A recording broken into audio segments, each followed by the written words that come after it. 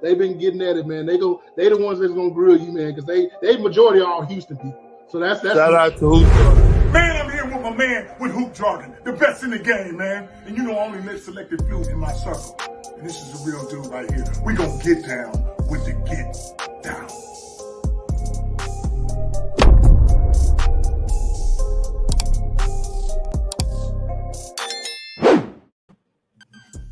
What's going on, y'all? Shout out to Hoop Jargon, man. Shout out to y'all, man. Got a great show lined up for you today. Let me get to some of these early comments. So there we go. So my guy, my co-host, tapping in early. Early comment from Cooley Fagan says, no, it's putting pressure for everyone else to catch up. We will enhance the brand. Hey, I like it. So, and I'm going to go through this whole thing because it's the whole reason why I'm saying this. I know some people saying like, oh, well, why do you come up with this topic? It's because this topic is very nuanced. And I saw a good comment from my boy Swac Buzz, but we'll get to that later. So if you're new to the channel, please hit that subscribe button, hit that like button. So without further ado, let me bring up my co-host, my guy. Yo, what's the word? What's the word, man? Oh, man, like you said, the bird's the word. Bird. Shout out to Family Guy, man, if y'all don't get that reference. Yeah. But as you know, I'm PV ripping all day, but I'm chilling at Jackson State right now, man. The main topic is the main topic, baby. Yes, sir. Okay, so let's hop into it. We 9 strong here. Appreciate y'all. You hit that like button to get some more people in here. So let's talk about it, man. So as we know, Jackson State has come into prominence. Jackson State is the topic of on topics with college football, amongst other teams. Now, I'm not saying they're the only topic out there, but as of right now, it's not even an argument to be made that HBCU sports is as pinnacle as we've ever seen as far as representation in the media. So the question begs, with all this new attention that's coming to it, is it all good attention? You know how the old school say, all money ain't good money. So is this good money with all the attention that we're seeing just off inception? Yeah, man. Like I said in a couple of my past couple of shows about how Jackson State was on, ESPN, First Take. What's the other one? Was skipping them. Undisputed. First Things First. They were on national television more than most FBS schools this past summer. Like, if y'all just go back and kind of analyze those shows, they were talked about more than a lot. Like USC, they were talked about more than USC, I believe. Oklahoma, like all these big time Power 5 schools, Jackson State were mentioned way more than most people think they should have been, and it's because of Coach Prime and the effect he's had. And you've done a couple of videos about that called the Prime Effect. You folks need to go back and check those videos out. So this is why we're here right now. Those type of videos is why we're here right now. Absolutely, man. And one of my best performing videos was his 27K. It was talking about Coach Prime's recruiting class last year. Mm-hmm. So people want to hear this information, and so now it's like the quote unquote big boys are catching up now because they see these numbers.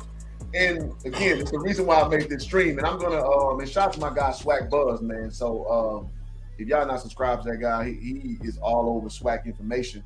And I'm gonna coin the phrase he always says. He says SWAC hours. If you guys don't know, if you're new to the channel, I played basketball at Prairie View University, played at Jackson State University many times. So I'm very familiar with the brand. I'm very familiar with what goes on in the spaces. So with that being said, I want to share the whole genesis of this stream. So let's go ahead and mosey on over to the good old place called the Twitter. I had my little British accent. Y'all like that, huh? Man, Queen Elizabeth just passed away, actually. Man, speaking of the British accent, man, shout out to, well, not shout out, but, mourning to Queen Elizabeth. Yeah. Even though they ain't got nothing to do with my life, but, Yeah. very impactful figure from a national global standpoint. So it is what it is. All right. So here's what started me to want to do this stream.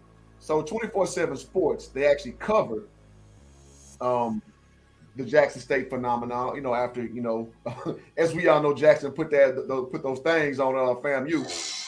So they covered it, and my guy Swac Buzz ain't quite like the way they covered it. So he states, so after the first game of the season, instead of using your platform to highlight Shedeur Sanders and some of the other players on JSU, y'all try to do is talk about him leaving JSU. It's disrespectful to JSU and their fan base, but I know, I'm sure y'all know, and it's intentional. And I responded, a little bit after that. I said, well, bro, you know what it is. They see things through their lenses, not ours. It's always going to be a spin back to their view and not how it fits in their world. It is what it is. And then Swac Buzz responds, the fact that 24/7 Sports gets away with this kind of condescension and disrespect is crazy. HBCUs aren't real programs in their eyes. Okay, so that's what we starting off at. And Will, I'll let you respond, man. What's your initial response to that back and forth? This ain't nothing new, man. They've been basically for the last year or so saying that Coach Prime is too good to be at an HBCU like Jackson State or any other school in the SWAC or OVC or all the MEAC, all these other conferences. This ain't nothing new, and I'm glad somebody called them out on this. We kind of talked about this on one of my streams about how Jackson State is getting big, like really, really fast, and folks don't really understand what's happening. They don't understand why there are so many people who are rooting for Jackson State to be great, man. And there are plenty of folks also who want to see them fail, because if they do lose this year, there's people gonna come out the woodworks. But them not covering and acknowledging how good Jackson State is, and them just going back to being, Coach Prime should leave and this and that. This is nothing new. It's been going on for a very, very, very long time. And, we just got to try to get past it, man. You take it with a grain of salt, move on, continue to build your own brand. That's why you have channels like yours, like mine, DJ Ron Cut, Swac Buzz, to continue to, move this thing forward and not have to depend on the major networks or a major company like 24/7. Bingo. You nailed it just how I wanted that point to be driven home. Because, listen, man, I'm a big proponent of, if it's our own stuff, we treat it as our own.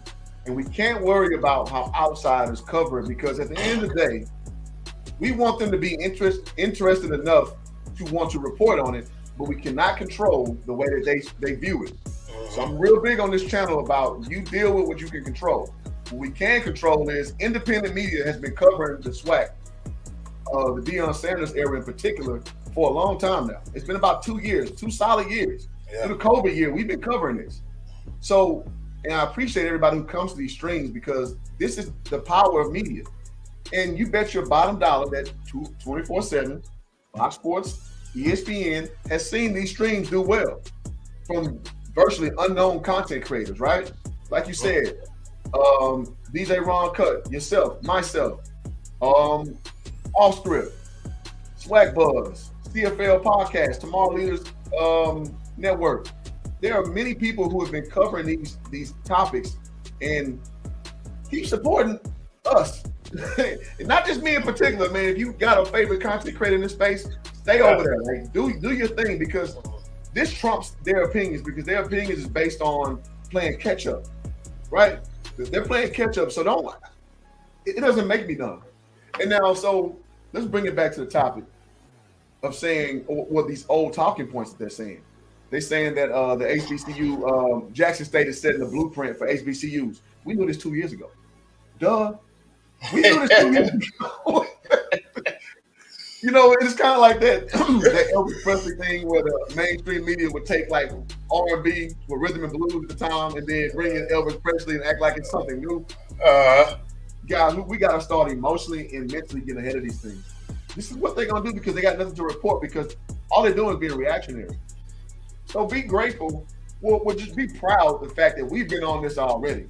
Again, a former HBCU product myself. You know, you read the shirt, playing ball in the SWAC, coaching in the SWAC. Like, to me, this is awesome, man. Like, I love every second of this exposure, because it's something, if we're being honest, 3 years ago, it's unfathomable. It's unfathomable. With Jackson State getting their spring game shown on ESPN. Come on now. With the Orange Bowl, Orange Blossom Classic getting shown on ESPN too. Come on now. Yeah. This doesn't normally occur. So I'm good with this. I'm going to catch up some of the comments and then we're going to get back into it. So Chris Burton says, I need to get a maroon and gray Texas Southern University shirt. No, you don't. Unless you want a format. Unless you want a format. And Cooley also says, I went to the Orange Blossom Classic because of what Mr. Sanders is doing. Thank you. Thank you. And that's the whole point. Coach Prime has put, again, I know I'm talking a well-known rhetoric point already, but this is what gets people who normally are just, either indifferent or just don't care about the SWAC to be in this. And I'm going to reference why I make this whole stream in a second, beyond SWAC Buzz's initial point. Now everybody says, absolutely, can't be concerned with outsiders saying do. There you go. You cannot be concerned with outsiders saying do. We have our own thing. Let's make our thing the own thing, because at the end of the day, their world of football is based around the FBS. It's based around Bama. It's based around Georgia. It's based around Texas, Penn State, Notre Dame, so on and so forth, USC. And that's just all they know. So now they're getting that new gospel, they're getting that new game, and they don't know what to do. They're scrambling, looking at, you looking at somebody else's paper, trying to add something else to the paper. Hey, that's tough. That's tough. And it's basically like somebody probably at ESPN probably got fired and be like, man, dude, why weren't we up on this when Coach Prime initially signed at Jackson State? Him being the lightning rod that he is, you knew that the attention was going to come. And speaking about the Orange Blossom Classic, man, I did that game. I think we almost had like 5,000 people in the chat. Yeah. It was stupid crazy. And, the numbers came out, and I was interested to see the numbers on viewership.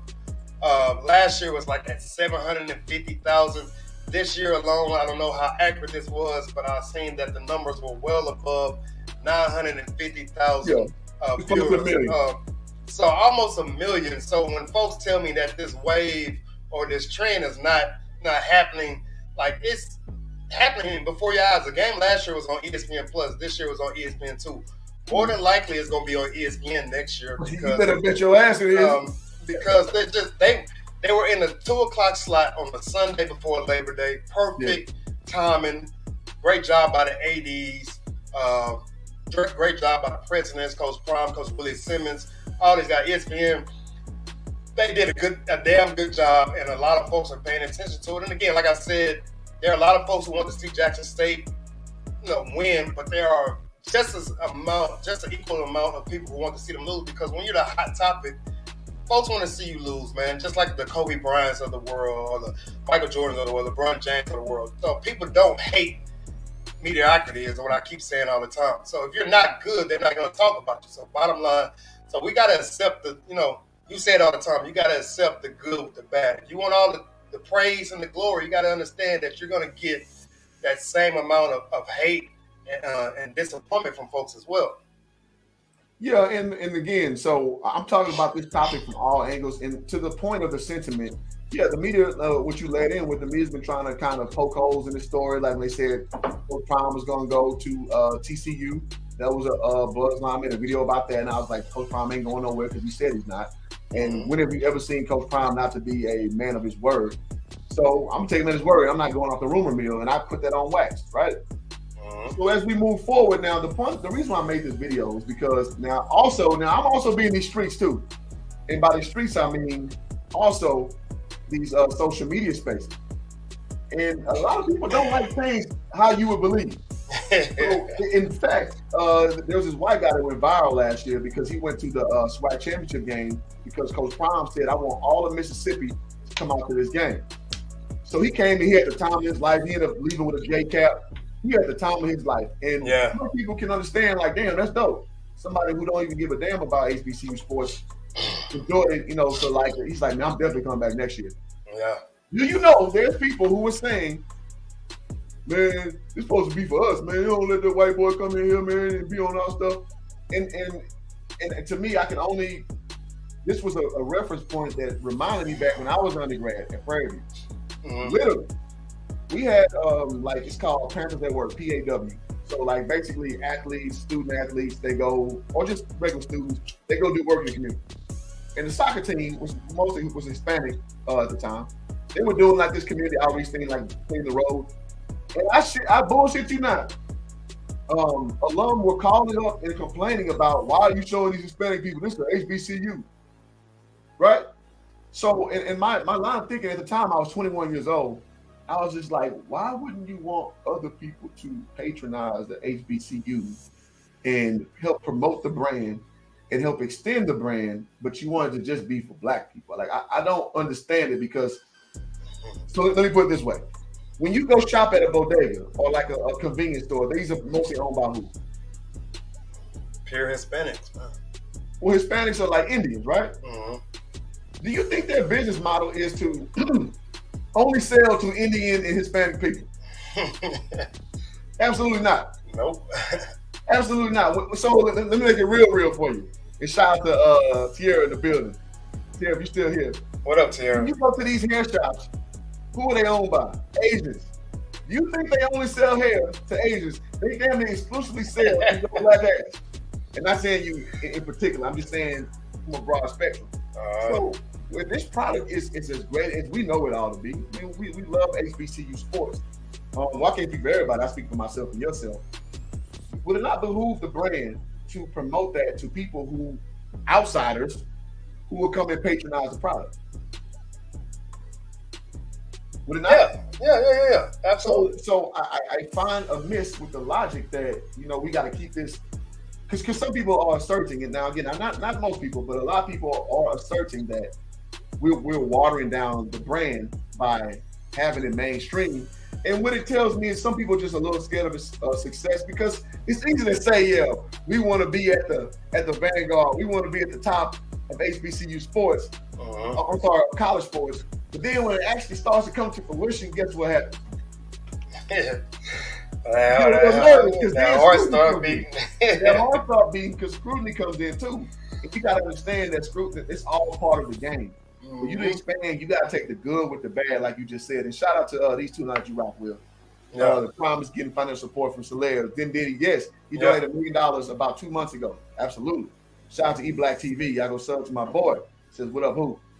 But yeah, so with that being said, what's your input with that type of dynamic? It's just we're lowballing ourselves, and it just reminds me, damn, when did I do this video? Today's Thursday, so either Tuesday or Wednesday, I did a video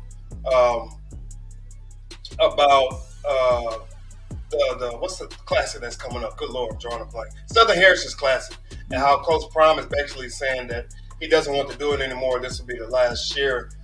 And there are a lot of folks who are upset with that because the classic is just that. It's the classic. It's tradition, man. Folks are scared to give up tradition and understanding that it's something that they understand. Like, they don't want to go to something new or all this other stuff. Like, something new means that you have to try to figure out something else. Is this good for us? Is it bad for us? But like Coach Brown said, discomfort is what I'm trying to get to. So he was saying that this game right here doesn't do anything for us. It takes away a home game, right? They played 2 games already. We're about to play 2 games. One at FAMU at Miami, down in Miami. Then now the next game is in Memphis. So that's 2 potential home games that he's missing for his players at home, for the Jackson State community, for the surrounding region, anything like that can be turned to profit if they have a home game.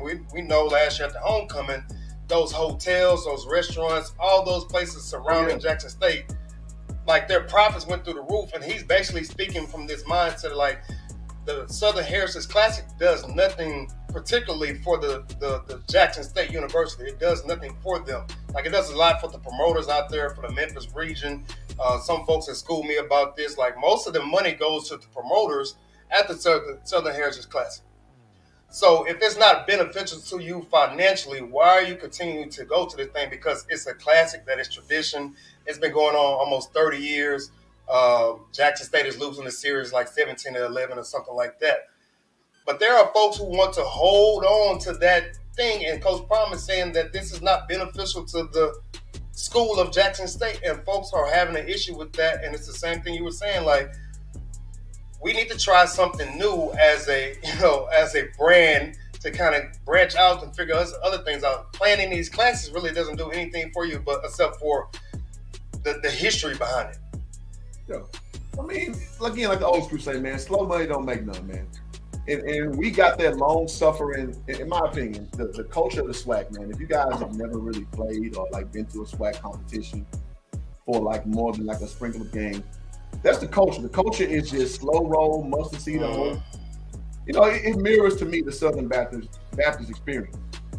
And with Prime being a Christian man himself, he's also a master promoter. He's also a guy who's been in these rooms of these guys who he knows how money is made and he knows how money moves. And so it's, again, if you never really had it like that, it's really hard to know when you prosper.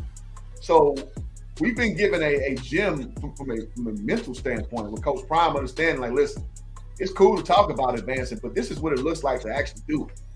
This is what it is to actually move and do it. I mean, let's think about, again, mainstream media scratching their head about Travis Hunter coming to Jackson, and quiet as kept. And these guys are going to say this in this video. I'm going to play it real quick from 24/7 Sports. But Travis Hunter had a magnificent game. Unbelievable. Just statistically, he did not. But he shut down a whole half of the field. Now, actual NFL scouts, they saw it. They know what they looked at because he shut down FAMU's best receiver. But from a low-level sports commentary standpoint, I'm sure some people were saying he didn't really have no stats. But again, you can't worry about that. We tell our own narratives over here on this side. And this is like almost a media renaissance area, with all of us having the opportunity to put out HBCU sports and put it in a way that it needs to be put out. And what's happening is the main machine is catching up late, and it's beautiful. It is, wow. It's nice and right. So I want to go over this video real quick with 24/7 Sports, because again, this one got a SWAC buzz a little bit about this, a little myth about. So I want to go over with these gentlemen speaking about. Hit E Black comment before you go though. Okay, all right, let's see. What E Black say?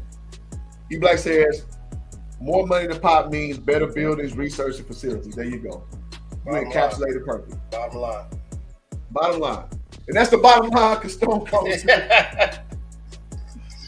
Shout out Stone Cold. All right, let's get it. For sure. But you got to see Jackson State up close and personal as they battled Florida A&M this weekend in Miami. And Florida A&M team for a school like Florida A&M was pretty competitive to a point in week 0 against North Carolina, a team that beat App State this past weekend. And so again, what I just laid in with, the way that they perceive this is based on their world. From the ACC, they know ACC football. They know North Carolina. I mean, most people do. Most people do. So they're going to compare it based on their understanding and knowledge of college sports, not off the SWAC. I'm sure that they could name 10 HBCU Hall of Famers. No, damn it. I bet they could name 5. Right? Even though we've seen like many guys like Sweetness, Walter Payton, Jerry Rice, Steve McNair, Michael Strahan, Robert Mathis. I don't know if Robert Mathis is a Hall of Famer, but he had a Hall of Fame type of career in my opinion. We Aeneas Williams, like we can go off rip and name them. Yeah, that's not their world. Their world is ACC, Big 10, SEC, Big 12, so on and so forward. So I just want to lay that backdrop as we go forward. And Jackson State blasted the Rattlers 59-3. Shadur Sanders, Deion's son, 29 of 33, 323 yards, 5 touchdowns. So we got to see it all. I think you went for the Travis Hunter experience. You came back more impressed with what I got to give Shadur the man, damn near a perfect passing game, man. That's nuts. I got to give Shadur his props. That's ridiculous. Started 17 for 17. Lord have mercy. Because that's like, because the big knockers in SWAC is like inaccurate passers, inaccurate quarterbacks. We've seen guys like Tavares Jackson go next level, Steve McNair, yada, yada, yada. But, I mean, if I'm keeping it true, it's been a lot of inaccurate quarterbacks too. So it's just good to see Shedeur put those numbers up and so proficient. Deion Sanders is building in Jackson. Absolutely, Cooper. I'm going to say this, and I know it's a bit of a hot take, but I think Deion Sanders is ready to be a Power 5 head coach. So I think this is the part that pissed Sweat Buzz off. He immediately went there. He didn't go to the game. He didn't go to the program. He immediately went to that talking point. Good Lord. Yeah, it's a little now to Swag Buzz's point. It is frustrating to see that because they associate. I mean, well, let me step back. If we are keeping the beam, we know Power 5 football is damn near professional football. So I don't want to lose scope with my opinion. However, it does come off a little condescending that why not just appreciate it for what it is? But in your mind, you want to elevate to the level of the football you respect. When you would wish that, or you would hope that you just respect it for what it is. Like, damn, this is a Power 5 team playing in SWAC. So I understand both schools of thought, but rather than trying to convert people, I'd rather just understand people. Mm-hmm. All right, so let's keep going. And I have some context behind this take. A couple of years ago, I saw Deion coaching a 7-on-7 team with a few of his sons. That's when he was a high school coach. And then I went and I spent the day at Hard Rock Stadium for the Orange Blossom Classic. Like you said, I went to see Travis Hunter and write about him. Let me say this: fair use. Come on, YouTube. Don't strike me. We got a good conversation going. Salute to everybody. We got 30 deep in the chat. Y'all hit that like button, man. And I'm gonna drop the link if you guys want to come in and chime in and share your opinions. We got about the Cash App, man. You're supposed to tell me. Oh yeah, man. If you guys want to Cash App, it's scroll on the bottom. See Franks 11. If you want to hit the super chat, always get priority over here. So appreciate everybody who's over here and respect what we do over here. Appreciate that call out. Came away just enamored with what Deion Sanders, Coach Prime, has built in such a short amount of time at Jackson State. This felt like a real football program. I mean, during pregame warmups, I was looking around. There wasn't just so catch the real slide of tongue. Go ahead. I know you caught it too. Go ahead. If y'all didn't catch that, he said it felt like a real. Let me get both of my air quotes. A real football team. If you play at any level, at the collegiate level, whether it be JUCO, NAIA, D3, D2, D1, this is real, man. This is not some mythical, creature like the Loch Ness Monster, man. Like, these dudes go through practices, they get recruited. A lot of these dudes was maybe 2-3-star guys, all district, all state, all region, whatever the case may be. Just because it's not at a Power 5 school, they're treating it like it's a mythical, creative team that you can go create on Madden or something. Like, even like we said this on one of my streams when I was at SFA. We were getting ready to go play Southern, and a lot of my teammates was like, Southern, man, they ain't SWAC, yada, yada, yada. And so that aura or disdain that they had for the SWAC was well known back then. But this dude basically just said that this team is very mythical, man. Like, how do you come out and say that in your mind, man? I understand, or I get how he said it. I just don't know how it came out your mouth. Yeah, because again, on his radar, SWAC football is nothing. So again, I'm not upset by that because it's called ignorance. You're ignorant. Ignorance. Some people think it's being mean or like malintent. Ignorance literally means you don't know. Mm-hmm. So when you don't know, you speak out of your ass because you don't understand the dynamic of things. Because there's been many SWAC teams that had like a hell of a roster. One I can remember in particular was 2007 Grambling State Tigers. Man, they had talent all over that damn team. Two of which, Bruce Eugene should have went to the NFL. He didn't go. But your boy Hatcher went to the Cowboys. He's a defensive end. Like, so it's been many teams with talent loaded. But again, he doesn't know. So he's looking on his classmate's paper cheating right now because he doesn't know. So y'all take these mainstream guys with a grain of salt. Make them do their goddamn research before you give them their clicks and their likes and all that stuff. And to answer Dante's question, not if they win the SWAC, right? If they win the SWAC, they automatically go to the Celebration Bowl. Yeah, which makes more money than going through the subdivision playoffs. Yeah. That doesn't make any money.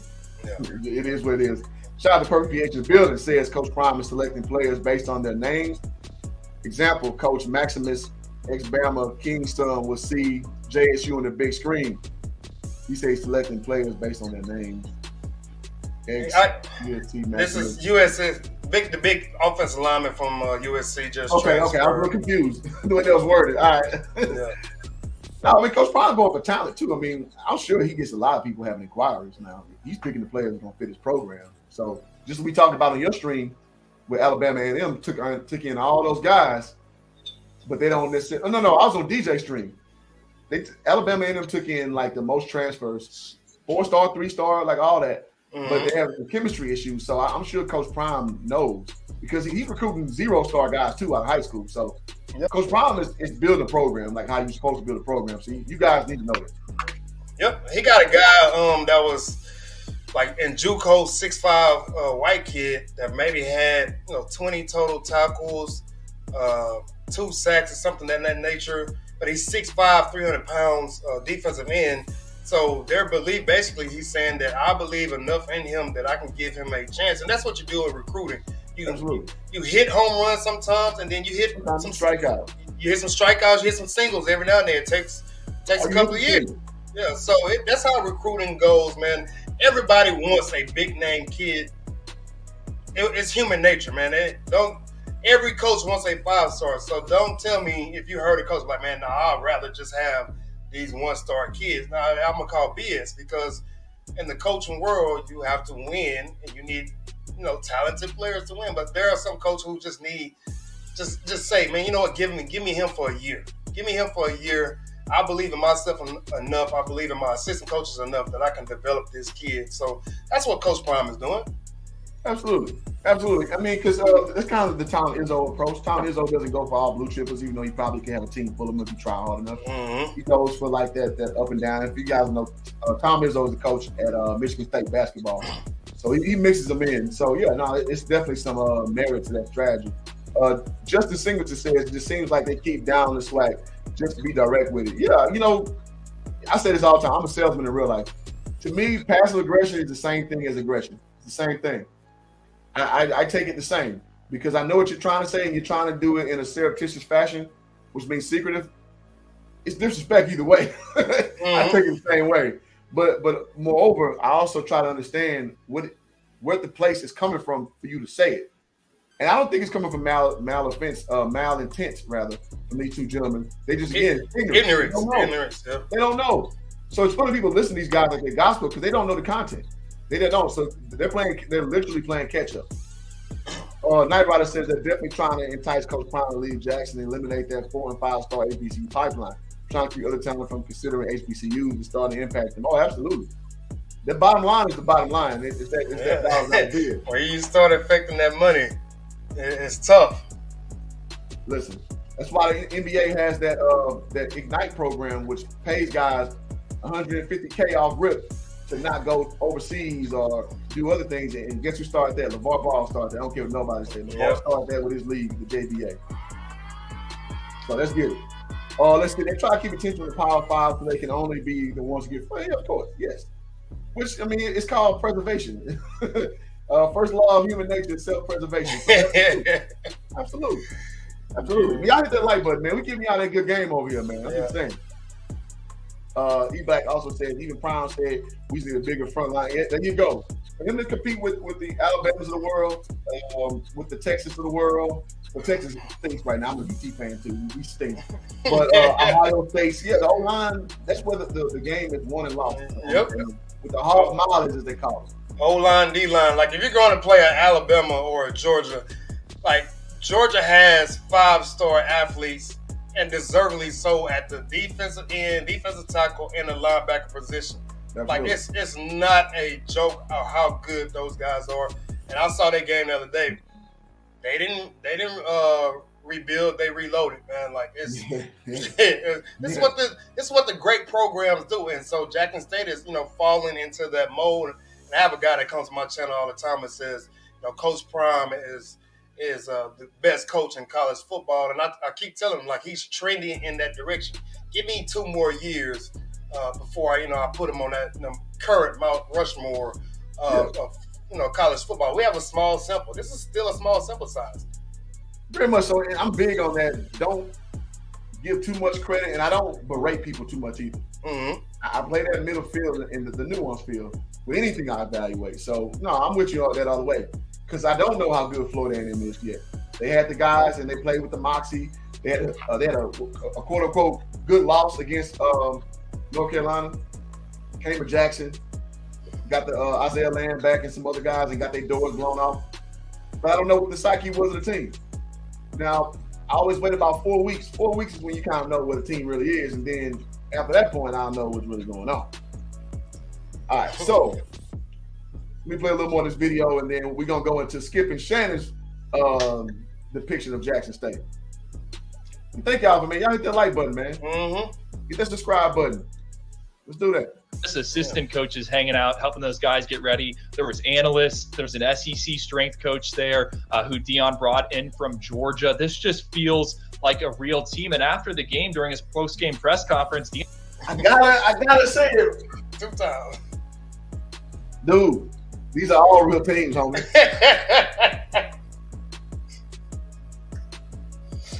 These are all real teams. Like you said, with being a student athlete, even the worst team in the SWAC, whatever conference, the Southland, all these teams work hard. All of these are real teams. Yes. All these dudes got the schedules of when strength conditioning is, workout time, meal, what they call it, a study hall. Yep. What are you talking about? It feels like a real team. And then did that coach? So the coach that's the strength and conditioning coach that's now at Jackson State.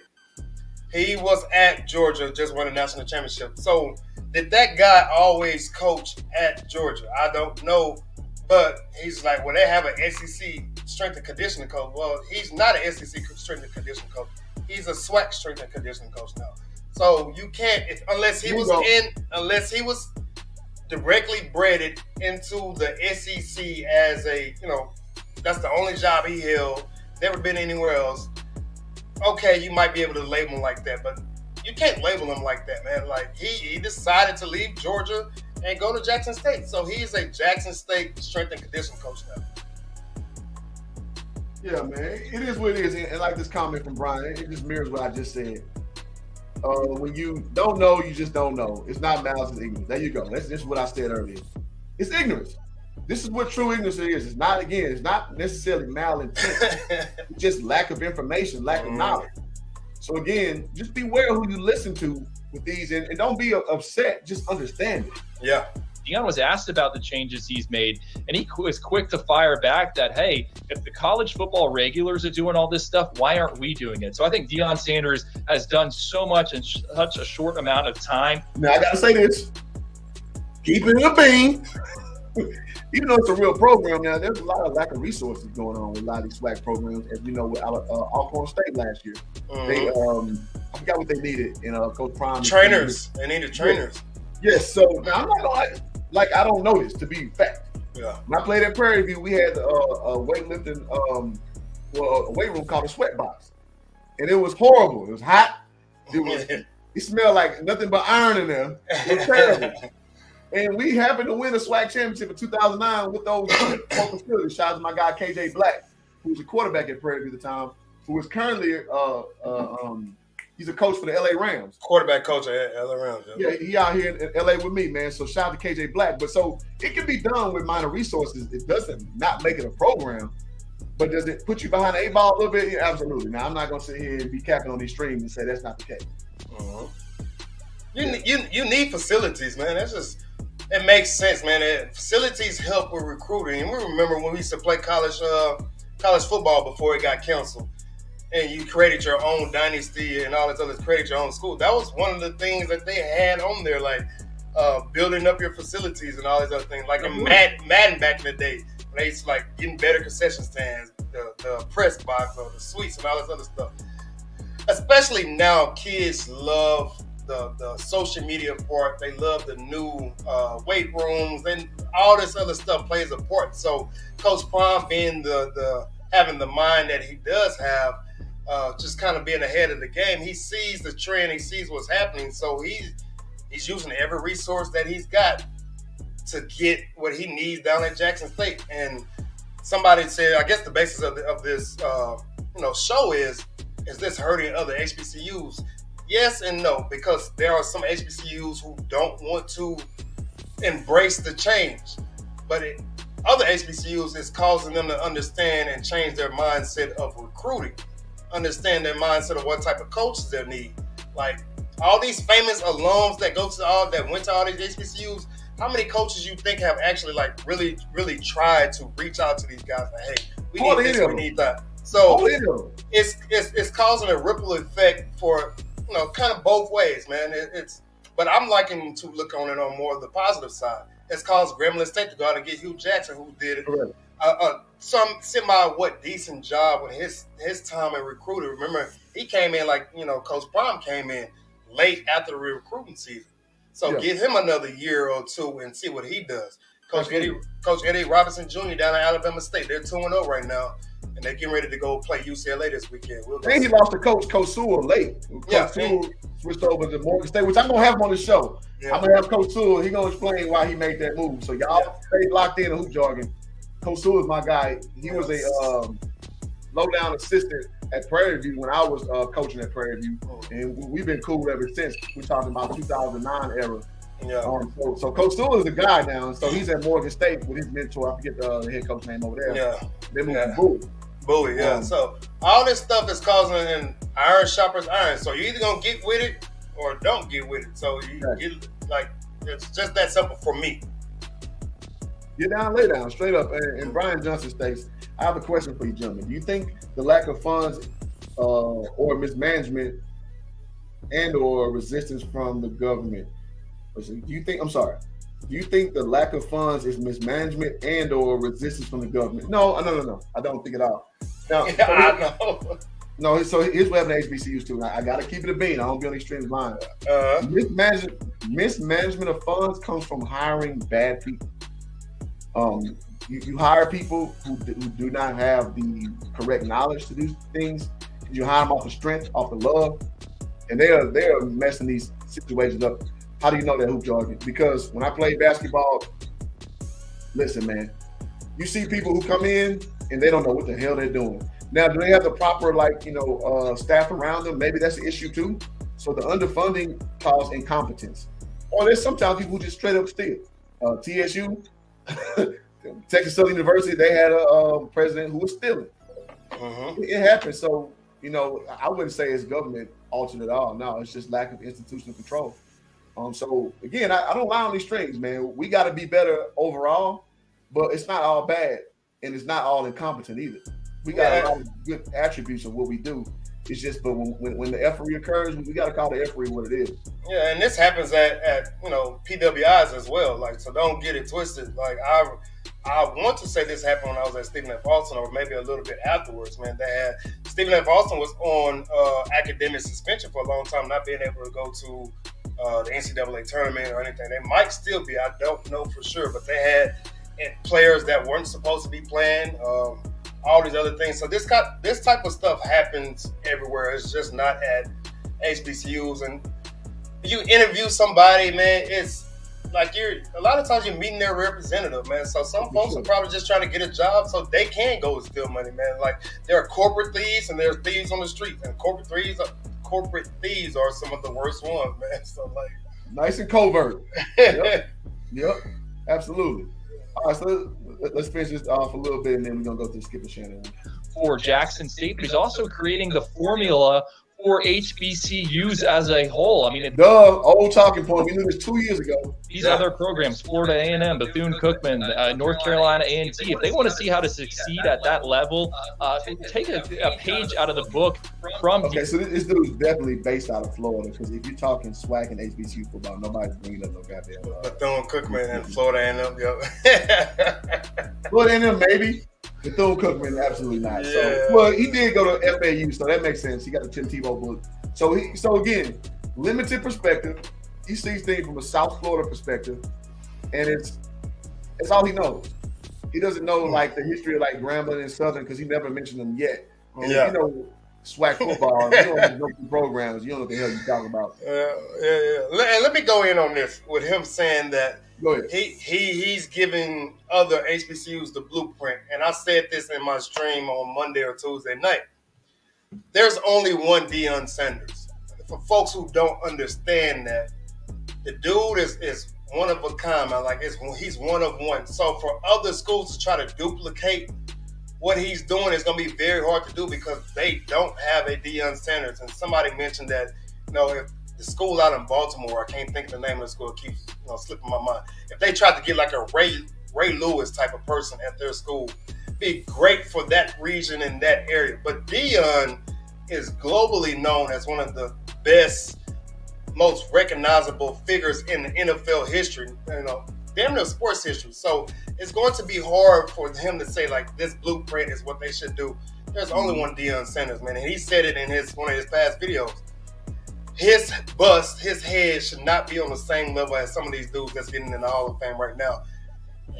And some may call it arrogance, some may call it just Deion being him, and there's some truth to that because there's a lot of folks getting in the Hall of Fame right now who is semi-questionable. So for him to say that this is the blueprint, yeah and no, because there is only one Deion Sanders. Only one. Agreed, man. Be the best version of you. Now, I think, can you borrow things that Coach Prime has done? Yes. And I said this in videos his first year. He did that car commercial at that car dealership. Mm-hmm. Like, you need to go do local businesses like that. Yes, because the average SWAC coach does not do those kind of things. Why is that? Because they don't even think that the person is even interested. Yeah.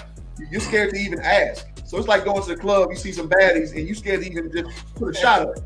Yeah. Right? I'll give another example. Well, my guy, Lamar Roberson, man, he played at University of Houston and UNLV. He's really good friends with Tyrus Thomas. They went to Southern Lab High School, which is the magnet school right outside of Southern University in Baton Rouge. Mm-hmm. He was like Coach Spivey, who was at Southern at the time. We're talking like 2005, 2006 range. He never even asked them to come by campus. He never even asked them to try to recruit them because he was scared to shoot the shot because these are higher level guys. So if you don't shoot your shot, then guess what? You ain't gonna never hit them. You're just gonna be a layup making ass dude, verbally speaking. So yeah, I mean, there's truth in both of those lines, those schools of thought. So he's the leader of the blueprint. Sonny Robinson states, yes, I mean, he is. It's just you got to know what version of Coach Prime you are. You're not gonna out prime Coach Prime. No, what you can do is pick up some of the things he's done and then make it your own. Be the best of yourself, man. I'm gonna ask you about this real quick, man. Is Nightbot a person, or this is just some random thing you got up? A random thing I got tweeted, man. Okay, yeah, because it's going on. It's going sorry, y'all. Don't get off. Nightbot just be going wrong. All right, go ahead. Deion Sanders in Jackson State. Sure, we all talk about the players he's got. He's got Travis Hunter, a ton of transfers, but he's building that thing. So you can't name nobody but Travis Hunter? Kevin Coleman, who had a tremendous game. You can't name Kevin Coleman. Kevin Coleman had a tremendous game. Lord have mercy. Into an actual program. And to me, this is Deion has a CEO type of approach. He wasn't out there trying to call plays or dictate this or dictate that. He let his coaches coach. And I thought that was certainly notable. I mean, I guess, nice generic comments. I'm in there. It's like some more, but I think y'all all get the gist of what I'm saying. But again, man, peep game. Like my man Lil Twin 50-50 say, peep game with Fendi Liggins, man. It's ignorance, man. Don't be offended. Be offended that they don't know enough about it. Don't be offended at the fact that they're trying to pull them away because this is what they do because they don't understand the dynamic of SWAC football. They understand the dynamic of HBCU football in general because I don't want to cut out the CIAA with Bowie and guys like that over there. Me acting y'all a little light in the tail, but I don't want to disinclude the MEAC and Ohio Valley has Tennessee State. I mean, it's only one HBCU there, but you guys get my point. Mm-hmm. I don't want to just think it's. I mean, I'm a SWAC guy for sure, but I mean, all HBCU sports are to be respected, in my opinion. Yeah, and we try to cover, other conferences, but the SWAC is something that you grew up in, and we're from the, technically the South, So the SWAC is something we're going to speak about a little bit more than anything. It's because we know, like, we've been bred into it. My mother went to Texas Southern, so I know some things about more about Texas Southern and PV, and it's in our region right outside of Houston. So we're going to know a little bit more about this type of stuff. So like you said, there's no offense to any other conference. There you go. Now, what the hell, man? Nightbot going off, dog. Nightbot not messing with you right now. Nightbot going off. Now that you pulled up this undisputed thing, goes back to what I was saying earlier. Jackson State was on national TV sports morning shows more than a lot of SBS schools this past summer. State, it's right here in your face, folks. I put Nightbot on timeout. Nightbot going rogue. Yo, that's funny. So these two comments. First bid says co-founder making JSU into a global brand. Automatic motto is going to be the face of the Hispanic community, joining JSU fans and culture. Yo, Creole, I believe. Hey. Yeah, I like that, man. He had him come up and do like a Spanish translation. Like after the game, he had him come up and do like, Coach Brown was talking and he asked him to translate. And then he goes like, tell him, give me my theme music. And then the kicker translates it in Espanol. And the locker room went crazy. So Grant, brilliant, great marketer, man. Great marketer. He understands things, and as my guy Willie said in high school, my Latino friends. Yeah. They'll go to praise back in high school. So E-Black says Nightbot went to a PWC. Clearly, Nightbot out here regulate, man. No water G. It's funny, I want to read your comment. So Deion is setting the blueprint. I'm reading my phone because it won't even pop up on screen. Deion is setting the blueprint all the time for football players, like the first football player to have a hit record in the music industry. Deion set trends and blueprints. Absolutely. He's one-on-one, like Will said earlier. He's one-on-one. Y'all hit that like button, subscribe button, man. This is great stuff, man. Yeah. We're giving y'all quality content, man. At least I hope y'all perceive it that way. Go tell a friend to tell a friend to tell a friend. Tell a friend to tell a friend, God dog it. Again, you get that super chat, you get priority over here always. And super chat, Cash App, CFranks11. If you want to do that, I will be most gracious.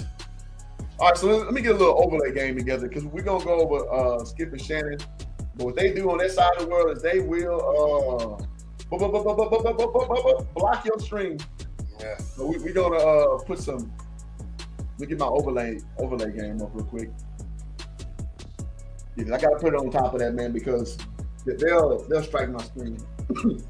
So whatever viewership credit that I may get, it'll be all gone. All gone. All right, so we're gonna put this up and we're gonna listen to Skip and Shannon Sharp. So again, Salute says, Night Rider says, hey fam, y'all talking about Nightbot. It's been a moment since I come. A different type of night, man. Yeah, man. So all right, so I'm gonna play this because again, Fox Sports 1 strikes. So we're gonna go and do it this way. Deion Sanders and Jackson State cruised to a 59-3 win over Florida A&M this weekend. Deion's son, starting at quarterback, he passed for 5 touchdowns in that victory. The performance was so good, it even had LeBron tweeting about it. Shannon, that's your guy. What's your biggest takeaway from this game and this performance? So just on Inception, it shows LeBron James tweets. Let me show this. Let me show it one frame at a time. So it shows LeBron even tweeting. So when LeBron catches windows going on, you got something going on. So LeBron says, so tough. Hated versus FAMU, but boy, we was clicking on all centers outside. Boy, he was clicking on all. I don't know why he hated FAMU against his Monday. I think he has a deal with FAMU. I think FAMU basketball team has LeBron James exclusive sneakers. Okay, that makes sense. Their jerseys, yeah. I think so. All right, so LeBron James has taken notice. So let's just see the level of exposure. So again, why it's a great thing what's going on, because you're reaching target audiences that you would not normally reach to the point of the original of the stream. Time had them ready to play, Skip. These kids are going through a lot. We understand. And in peep game with this too. Shannon Sharp went to a HBCU at Savannah State And HBCUs generally get no run on this show. So it's crazy that even with a guy who's an HBCU, graduate, we still don't get exposure like that. And I'll take it one more level. Michael Strahan being on Good Morning America, you don't see a lot of HBCU stories on there either. So, because the machine doesn't generally care about the HBCU experience. So, what Coach Prime has done is he's broken through that noise, as people would say in the entertainment industry, and made it relevant because the numbers matter, the clicks matter. So, all we're doing here today, these matter. So, they have no choice but to show it because they show what people want to see.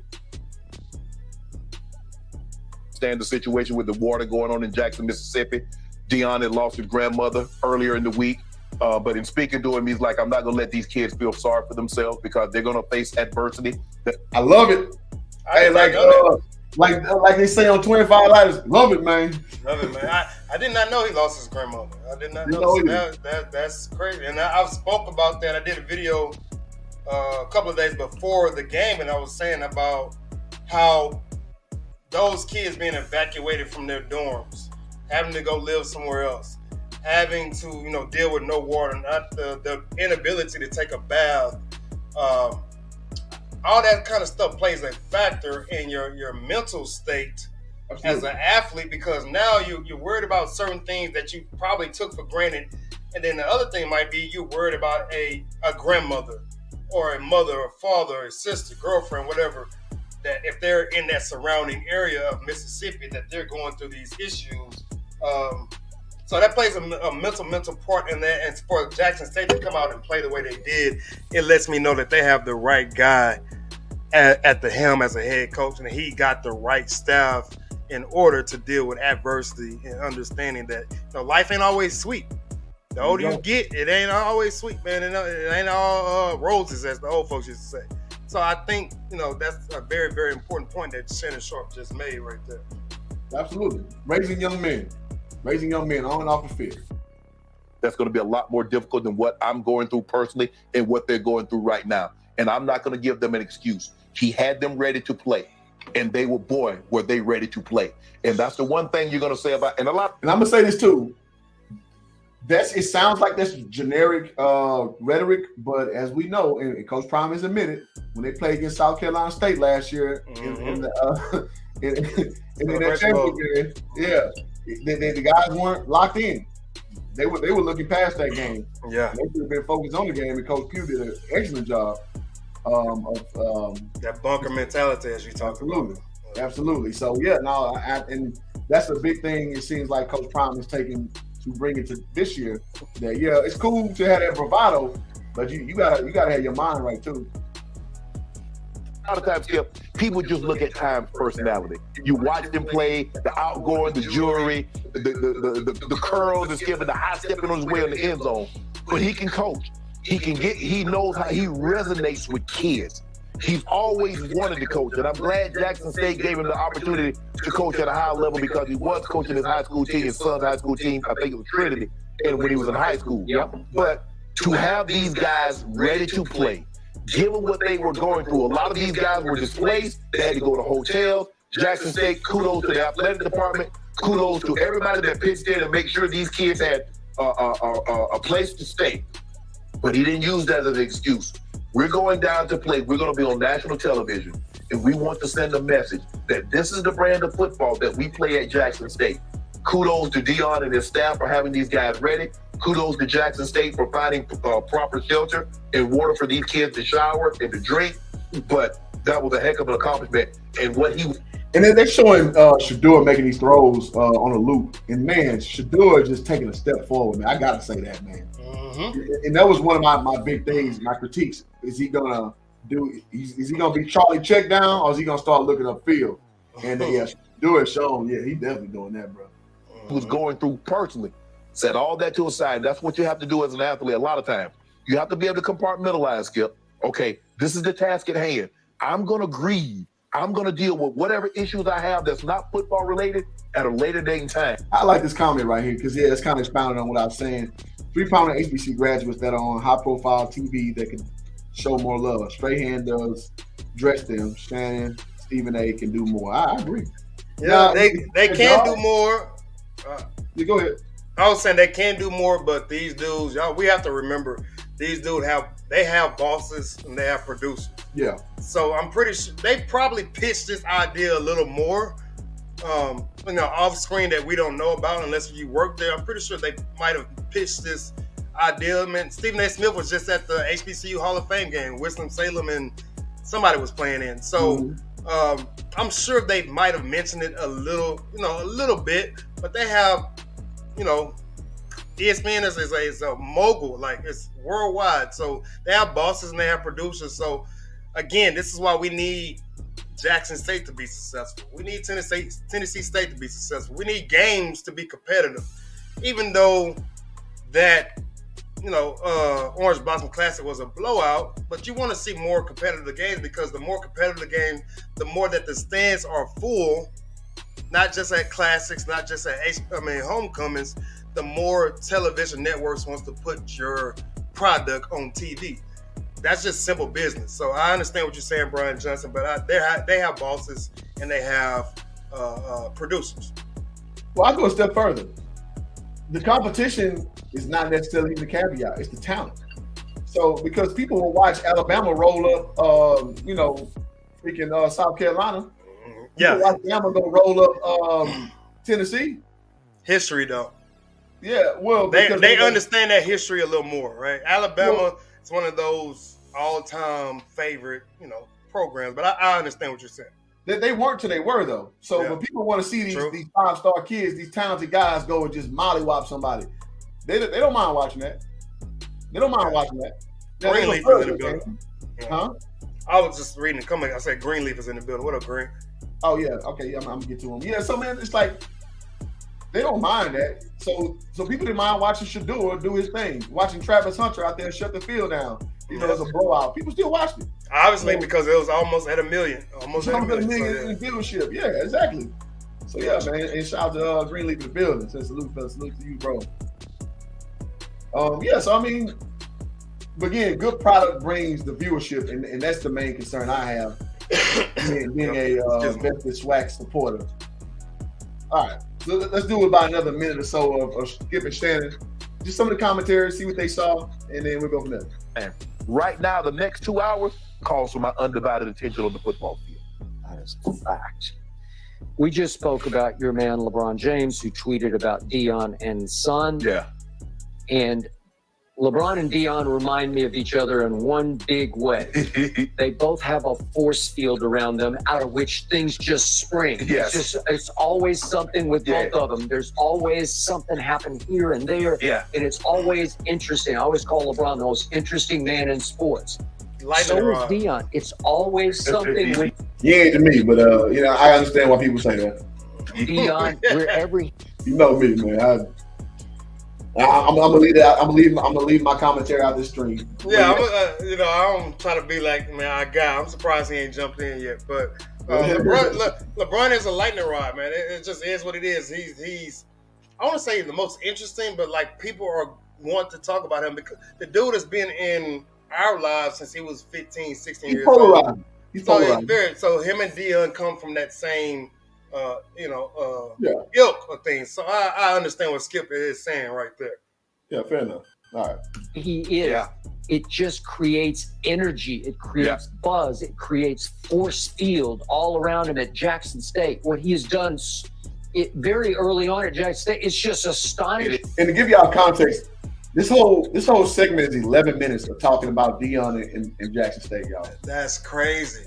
It's a whole block they dedicated to Jackson State on the number one sports show, in my opinion, out there. That's crazy. They are getting talented enough that next up, they got to take on a traditional. I'm sorry, I got to keep stopping. Because if we're being honest, if any HBCU made any mainstream stuff, it would be like an ESPN top 10 where you got like 3 seconds of a great play that took place. Or towards the end, towards the closing segment, the last 2 minutes of a show where they're just trying to fit something in. Exactly. Yeah. It's like, come on, 11 whole minutes, 11 and 25 seconds of a block dedicated to this, man. This is huge, man. Powerhouse that somebody's got to have the guts to schedule them let's tee it up. Let's see what happens, because I believe this team is getting deep enough in talent, and it's certainly well coached enough, because it's not only Deion, but he's got a staff around him of people who've coached in the NFL. Thurman, Mike Zimmer. Yeah. And hey, Mike Zimmer is a huge pickup for the program. Lord have mercy. Man, shout out to Dennis Thurman. Dennis Thurman had those dudes, and I did a video about this, months ago, saying that this Jackson State defense has the potential to be better than what they were last year. Oh, yeah. The team last year finished in the top 5 in the nation. So, folks is looking at me like, dude, this dude's crazy. This team James Houston, Keontae Hampton, all these guys. And I'm like, this defense has a chance to be better than what they were last year. And off the small sample size that we have, they got 4 interceptions in the 4 turnovers in the first game. Last year, it took them 4 or 5 games to get that. So they're trending towards, greatness. So shout out to Dennis Thurman. Absolutely. Let me just comment. I'm about to butcher this. A solo Virgo. Okay, that wasn't that bad. I thought I had to bring my Espanol out. They don't want to see HBCU schools succeed. That's why they're there to consistently wishing him away to see other schools. He is not going anywhere else to start from scratch. Well, I partially agree with that. I don't think it's so much that they don't want them to succeed, because we're playing against ourselves, so it doesn't really matter in that capacity. What I think is they don't care. They just don't give a shit about HBCU sports. So they deem it as irrelevant. So what they want to see is that same energy that he's brought to the flair, he's brought to the HBCU experience. They want to see it on the level that they can identify with. That's what I think. So what you halfway on that theory? What you got with it? No, there's nothing more to add to that, to be honest, man. So you pretty much hit the nail on the head. And Brian Johnson says LeVar Ball has done more for his boys up to now than LeBron. I don't understand it. I mean, his kids are still in high school, so we can't compare that. I don't like to compare good parents. Yeah, everybody parents totally different, man. Both of them are good parents from my vantage point. Both of them are very, very good parents.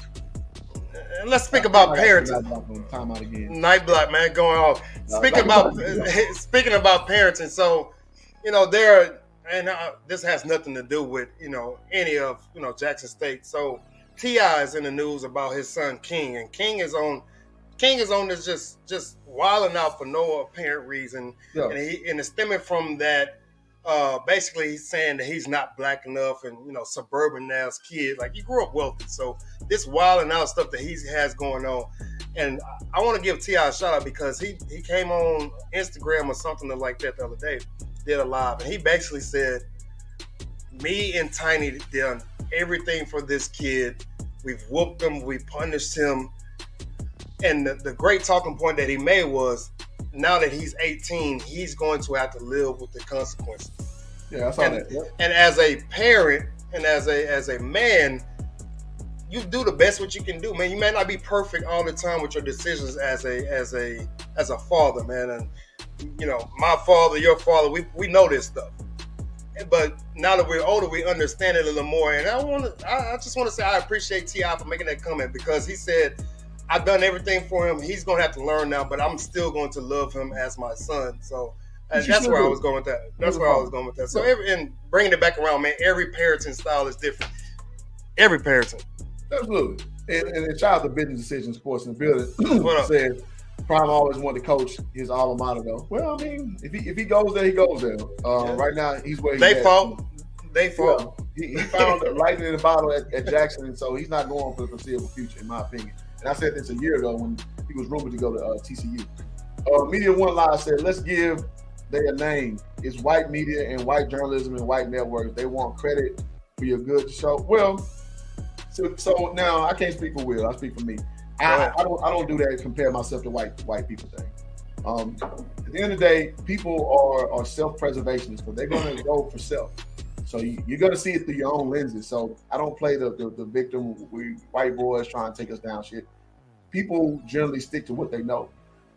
So in that space, I guess, yeah. But I don't think that's like from a racial standpoint. It's just from a from a comfortability standpoint. You're going to talk about what you know, excuse me, through the lens of how you understand college football.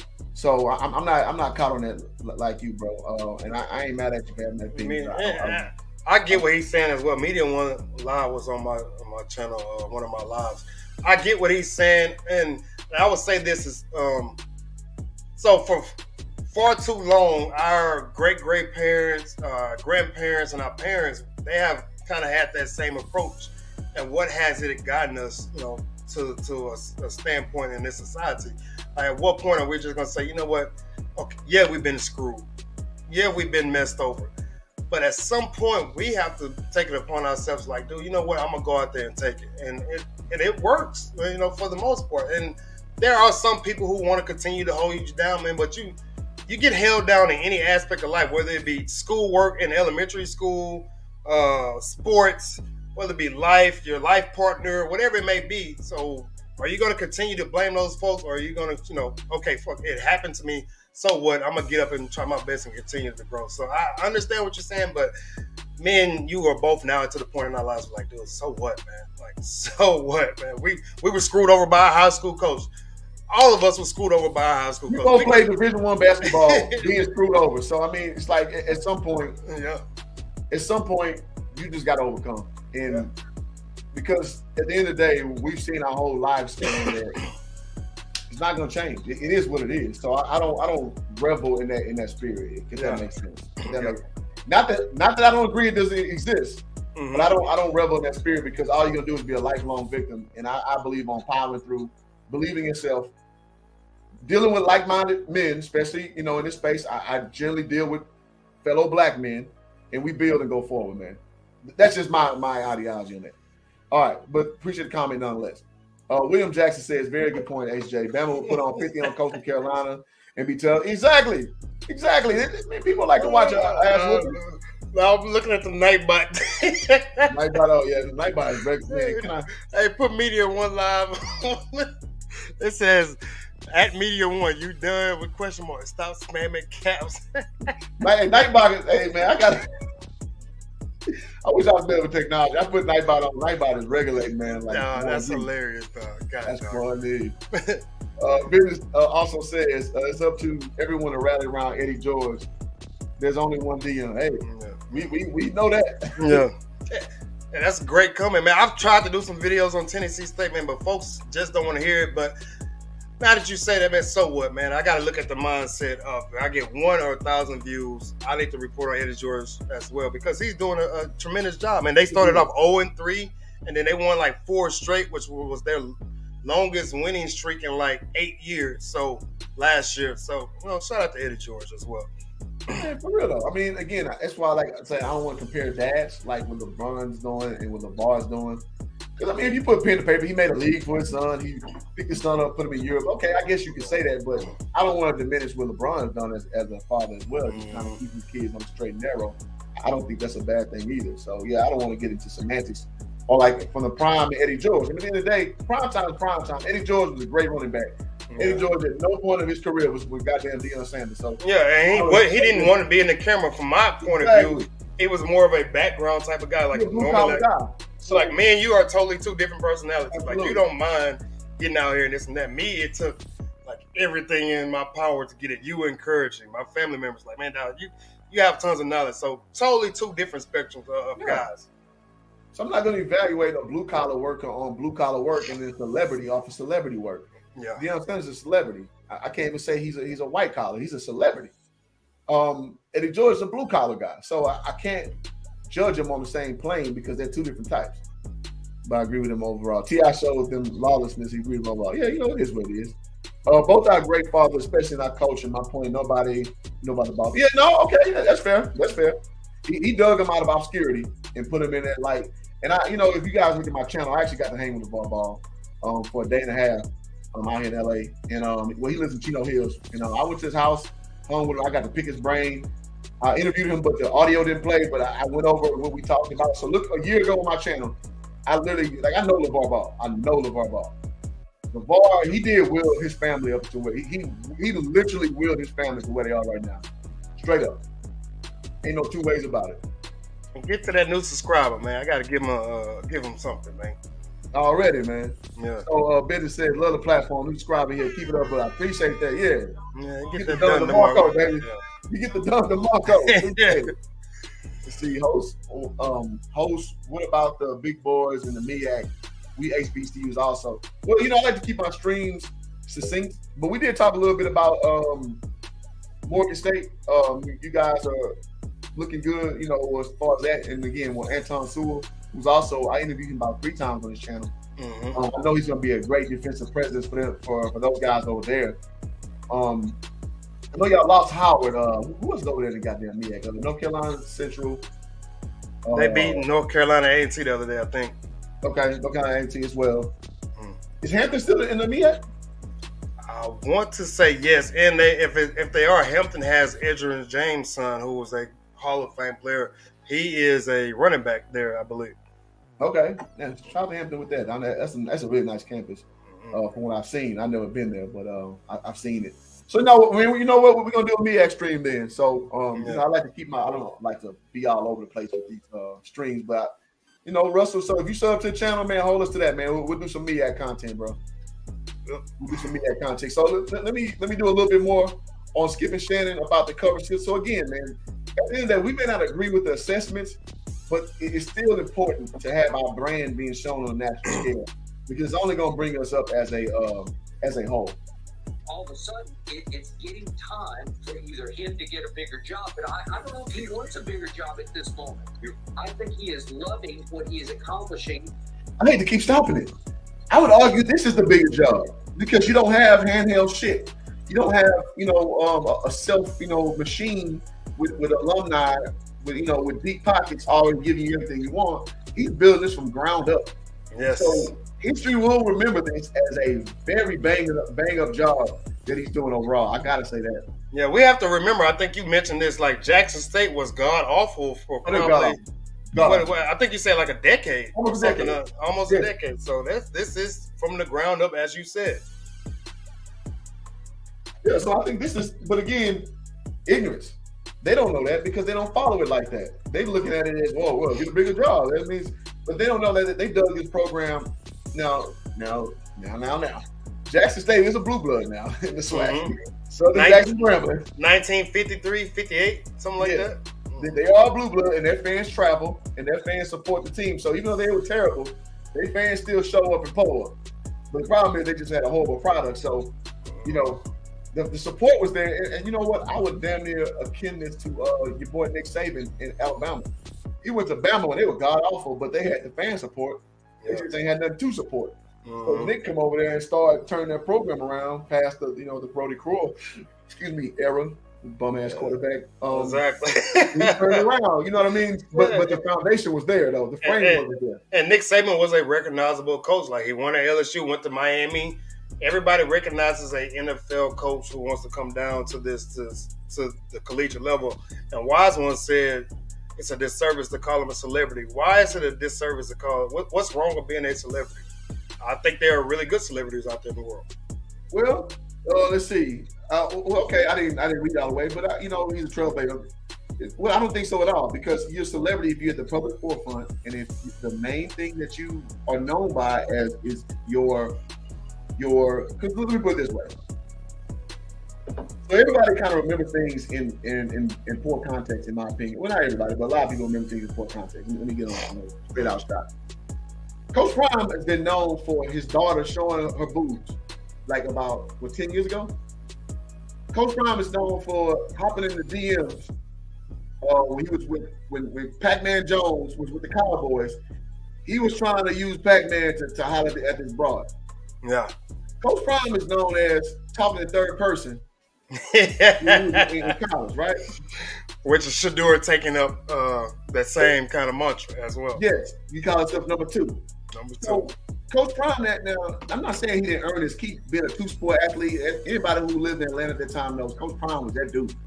I'm not taking none of that away from him, but Coach Prime is also known for his antics. So two things can be true. So overall, he's viewed as a celebrity figure. There's no disrespect. It's just you are what you are.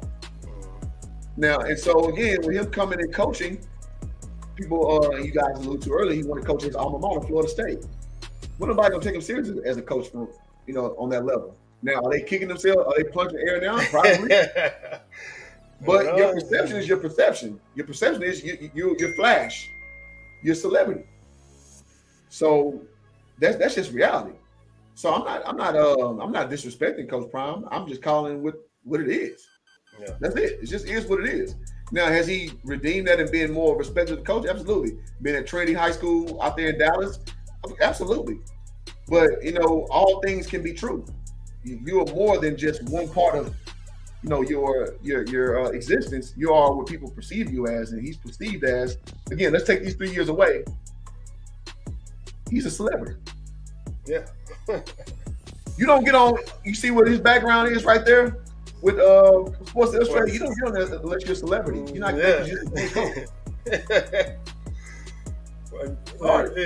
I'm saying Hugh Jackson ain't on the Sports Illustrated cover. Exactly. Tom has been on like 5 different Sports Illustrated covers. It ain't because now he can be regarded as one of the greatest corners ever. I get that, but it wasn't because of his cornerback prowess. It's because his profile. His profile got him there because he was must-see TV. It's not so much what he did. What he did backed up what he said. What he said was the thing that got people's intrigue up about Deion. So yeah, I don't think that's slight at all. It's just being matter of fact. In the same mindset of a Muhammad Ali. Muhammad Ali were going out saying that he was the greatest. He was this and that. He was a bad man, and the Viet Cong ain't did nothing to him. Like a lightning rod again. These lightning rods is what draws you to this type of stuff.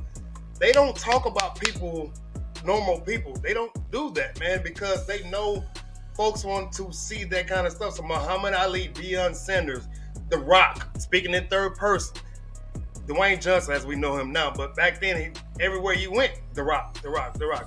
Speaking in third.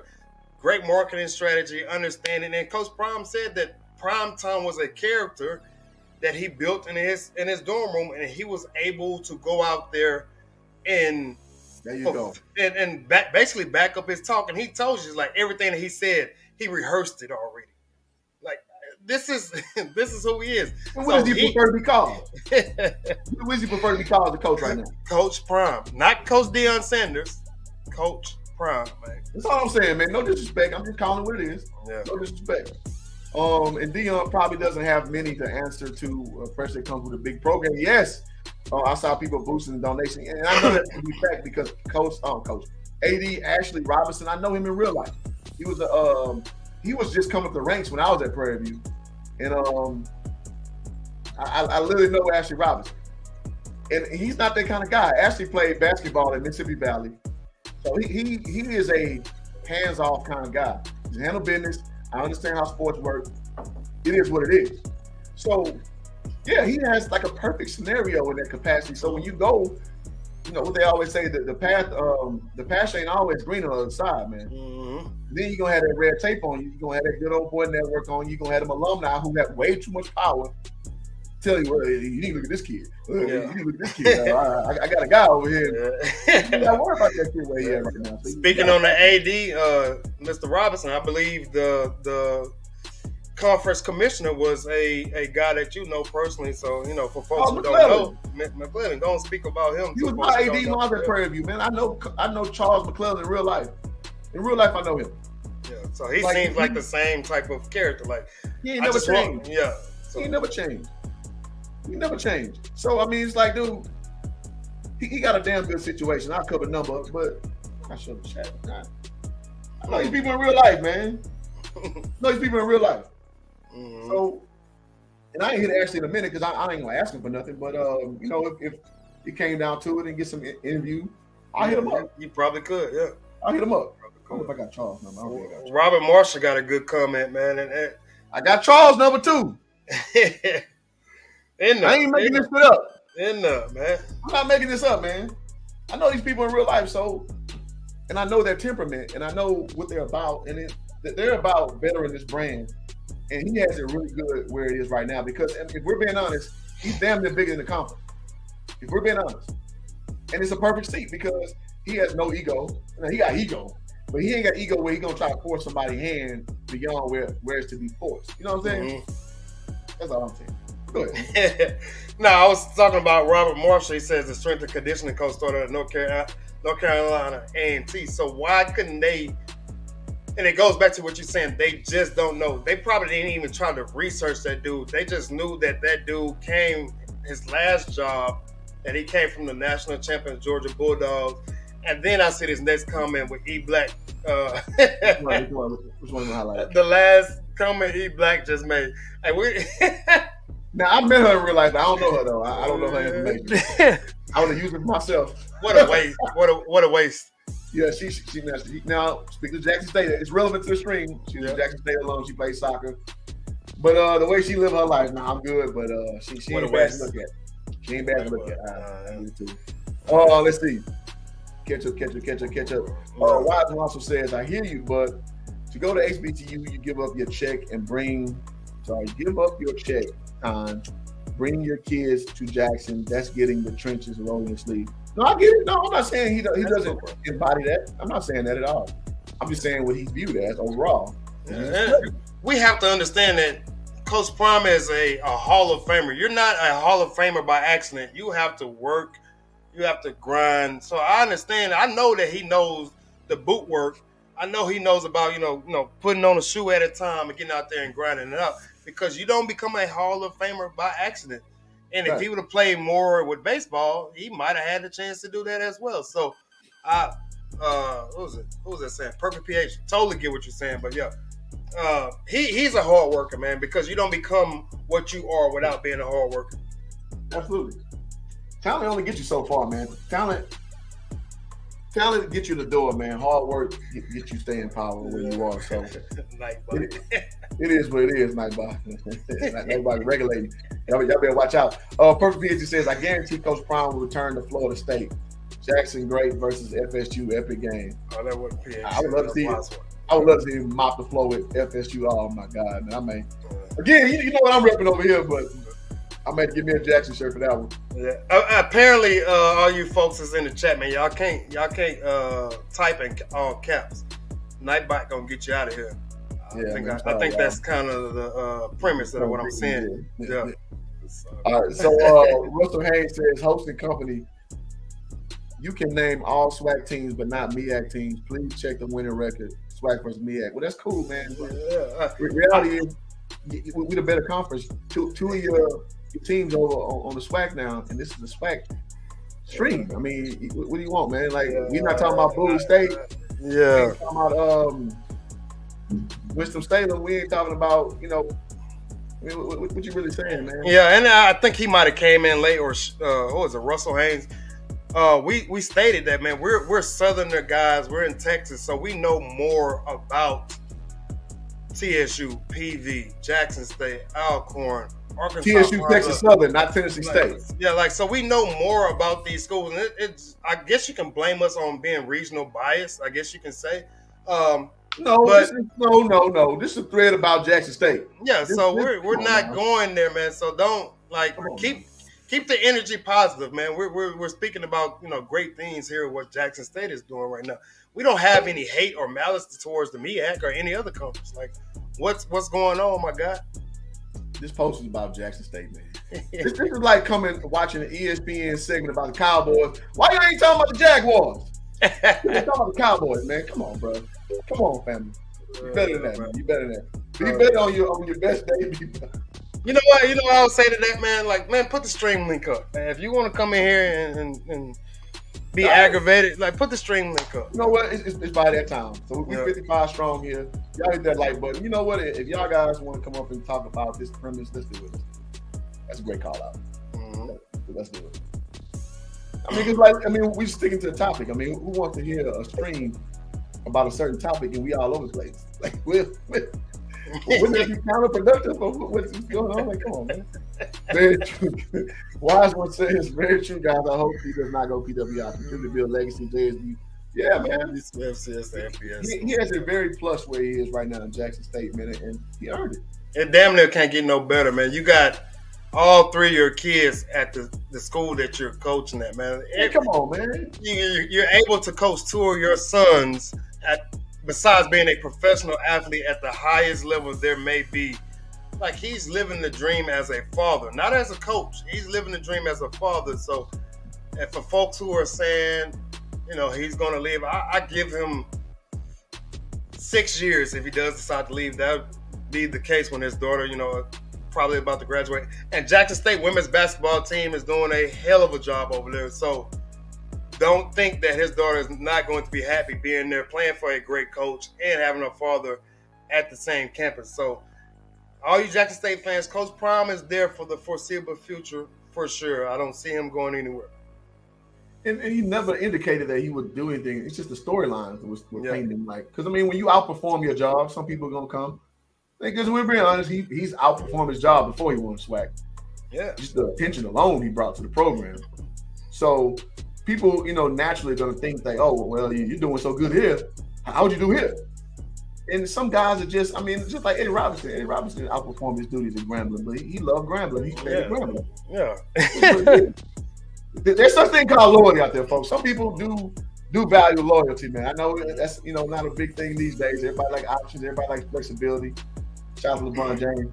But some people do value loyalty, man. They're comfortable where they are. As long as they get their needs met. What's the need to go anywhere else? At least for the foreseeable future. And like you said, man, Florida State basically had their opportunity. Like he wanted to go there, and they didn't, you know, pull the trigger. And then Coach Prime is a man of faith. He's a man of God, so he prayed about it, and he said that Jackson State is where he, you know, was directed to. There are some folks who believe in God, some are not. But as for him, he said that's where God told him to be at. And I think he's going to fulfill that role and you know, live it out, especially with his kids being there. Like it's hard to pass up the ability to coach your kids, man. Like like your father coached us when we were younger. My father coached us when we were in, you know, high school out here in Denton. So that's a dream for parents who live in the sports world to coach their child, man. And so I think he's in the right spot. A lot of folks have said that he is, he has a great spot, great situation. There's no pressure. He's going to continue to grow and continue to bring guys in and continue to bring the attention to HBCUs across the, you know, across the nation. And if it was just about him, he wouldn't have offered Alcorn, you know, trainers. Like he wouldn't have done that. So I think he's a man of his word, hopefully. But we never know, man. Things change in time. So as of right now, we're going to judge him off what he's done in a small sample size. Again, Coach Bryant, he didn't win the SWAC his first year. What was that? Kobe year was the first year? 3-3. Like 3-3. So very small. Was the champion. Yeah. So and then he come back next year. The following year, they win the SWAC, but it wasn't in the fashion that a lot of folks think. They didn't really dominate the SWAC like that. They just happened to go undefeated. Mm-hmm. But it wasn't just pure domination. A lot of their games were slow. Like it was a slow start, slow fire.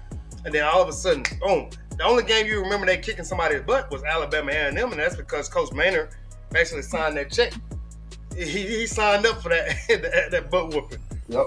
But now what they did to FAMU on Saturday, if that happens, it happens throughout the year. Even if they lose one game, but if it happens throughout the year, and then they come back next year, same thing. Now we're talking about dynasty. And what's scary is FAM is supposed to be like the second best team in the sport. They blew the doors off of them, man. Now that's what I'm looking at right there, because being a Prairie Viewite, we played Grambling my senior year and we lost 77-7. But we were like a friend SWAC team. And Grambling beat the doors off other people, but you know, I've seen SWAC ass whoopings. I guess the point I'm making. But that was a straight out ass whooping. Supposed to be the second best team in the league. That's scary. That's scary. And they subbed out their guys like mid-third quarter. Shadur's on the sideline putting on his chain, talking in third person, like all this stuff. So imagine if they just let them dudes go out there and play. Malachi Wyman, your leading receiver from the touchdown perspective last year, didn't clock a minute in the game. That's scary. Shiloh Sanders didn't play. Nugget didn't play a very, very lot. Quay only 2 catches. Like, didn't go off like, yo. 14 guys caught a pass? Lord 14 guys. 14 guys. That's a little wild, man. So Wiseman says, my thoughts exactly. I like how he's changed the narrative about how we do business at HBCUs. I was amazed when he was saying how some of the classes don't make money. Yeah, it's because again, I know it's because I live this, man. I've been a SWAC alum since 2007. Started at Prairie View 2005. Mother went to Prairie View. Auntie went to Prairie View. Cousin went to Prairie View. You know, I've been around SWAC, culture for a minute now. As far as me directly, 05. Listen, man. We do a lot of stuff we do just because that's what you're used to doing. But when we start putting pen to paper and making money make sense, yeah, some of these classics, they need to go. Some of them need to go. Yeah, and because there's more money we have. Yeah, from what I found out, one guy, I think his name is Michael Oliver or something like that. Very, very like older guy, maybe just a little bit older than us. Seems very well, thought and business minded. And he's telling me about, some things I didn't even think about. He said a lot of these classes are promoter based. So the money is not going back towards the school, it's going towards the promoters of the events that's surrounding right. This and that. So why as a school would you continue to go into a event or a game where you're getting crumbs for it? Right? If this, the money is always going to be the highest form of things. Yes, you want to win. You want to get kids to graduate. You want to get kids to the NFL, but you want to make money, man. Like, if not, like we don't do this YouTube crap. Somewhat we do YouTube just because we want to get it out, but we want to get paid for our conversations and time and this and that. So Coach Prime is saying, why do I want to continue to go out there and support these guys? In our school, our kids are not getting the benefit, not getting the money for it. And who was that made the comment? Wise one. So if you're not getting money for it, why continue to go in and you got to get a bus, maybe 2 buses, trainers, head coaches, family, assistant coaches, the AD, the president, whoever else, and then maybe a fan bus or whatever. It makes no sense to continue to go out there and do this kind of stuff when you're not reaping the benefits of your labor. Well, I mean, again, we're talking Coach Prime. Coach Prime who thinks on a grandiose level. Yeah. Most of us, SWAC patrons, we kind of think on a inch and long, mustard seed of hope level. And he's come and broke that whole mentality up. And I let in, if you guys check the replay out, we talked about some of my personal experience, being at Prairie View. Talking to alums about certain stuff. Man, as a matter of fact, we have one of the best football fields in the SWAC. And the conversation before building that stadium, Lord have mercy, I wish I had the presence of mind to screenshot that stuff. Because I used to be like, it's a big thing back in the day. I don't know if it still exists, called the SWAC page. TSRN Sports or whatever it's called. And, I had actually, man. Hey, all the OGs know what time it is with the SWAC page. And now, some of those people have kind of matriculated over to Roughing the SWAC, which is a Facebook page. But I've been in the privileged rooms to hear people talk who are like the people who are Prairie View now. Every school had their own little back shack, and you had to be invited there. So I was in them rooms. Listen, man. Ass backwards thinking, man. Ass backwards thinking. So, when I say this, I say it from an applied standpoint because I want to see us go forward. But I just know how the mentality is or how it can be amongst some of the fold. And, I'm glad that Coach Prime has come in from ignorance, that word again, from the ignorant standpoint, meaning he didn't even know the culture, but all he knows is what he knows is prosperity. So he's coming in with the prosperity mantra. And he's taking it up, and up. And it's, it's much needed for the space, in my opinion. Mm-hmm. GS Everything says, what up, Hoop, man? What up, bro? Good to see you, man. Good to see you. Russell Hayes said, what about Southern from the West? Hey, I said this on DJ stream. I mean, that's cool to roll somebody up 68-0, but 86. 86. Right there. 86-0, that's cool. I need to know the level of talent, so I'm going to reserve my Southern thing, but I do know Dooley's a good coach. Why is that? Because he gave us a SWAC championship berth last year. He took our defensive end. I forget the brother's name. I keep forgetting his name. Dumas. Last name is Dumas, I think. His name every time. So I know he's a good coach. He got the two guys playing corner and safety over from Bowie. He got a program ready-made already. So, yeah, no, Southern going to be a factor. That's for damn sure. And one thing I did say is the SWAC factor, meaning you can have a better team, but on any given Saturday, man, in the SWAC, in the trenches, man, anything can happen. And I'll make this reference point light. My junior year, we played Grambling. Mm-hmm. This is basketball. And we lost to them by like 6 or 7 points at Grambling. That's when we had the small high school gym. Now, they had a guy named Breon Rush. Breon Rush is number 2 scorer in America, not the SWAC, not basketball, we call it 1AA in the nation.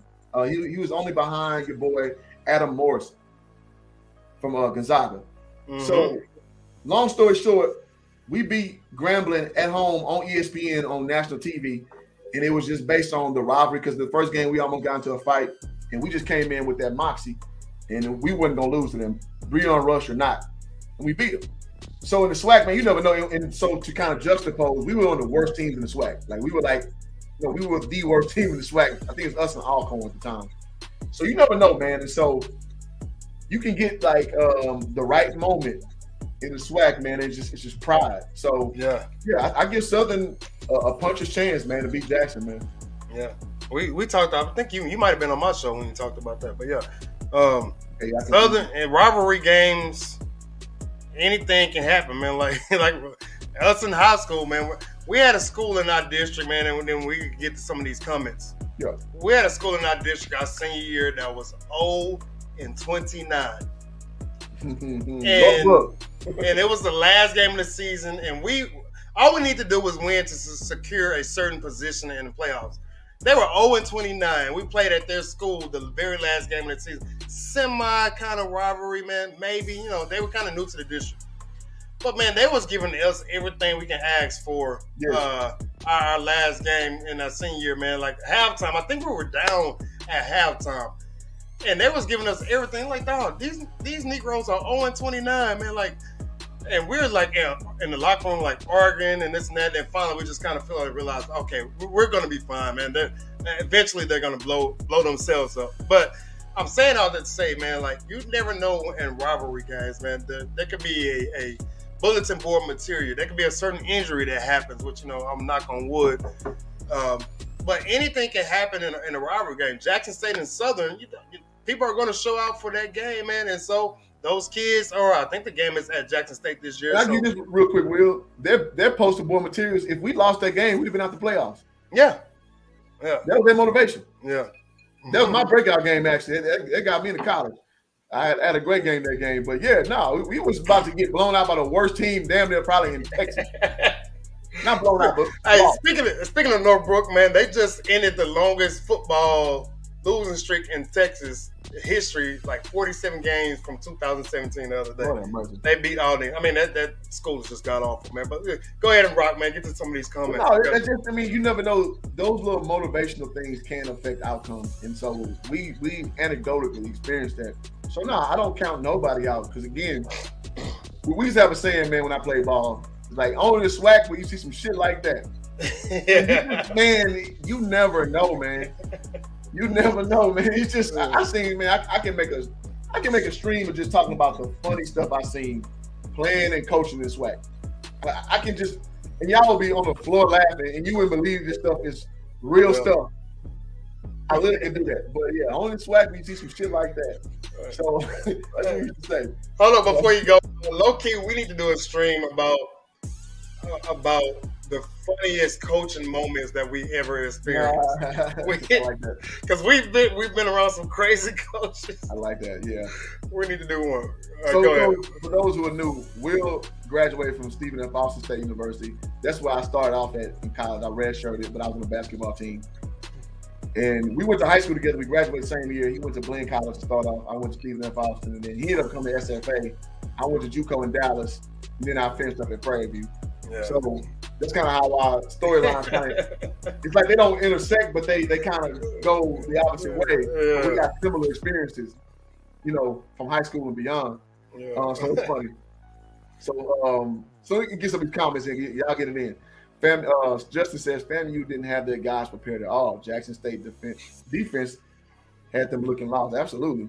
Well, I think it was more of the Jackson State than FAMU, man. I really think. Yeah. Different quality, different caliber. Because it's to be argued they were in more disarray the week previous playing North Carolina, with all of them dudes being ineligible.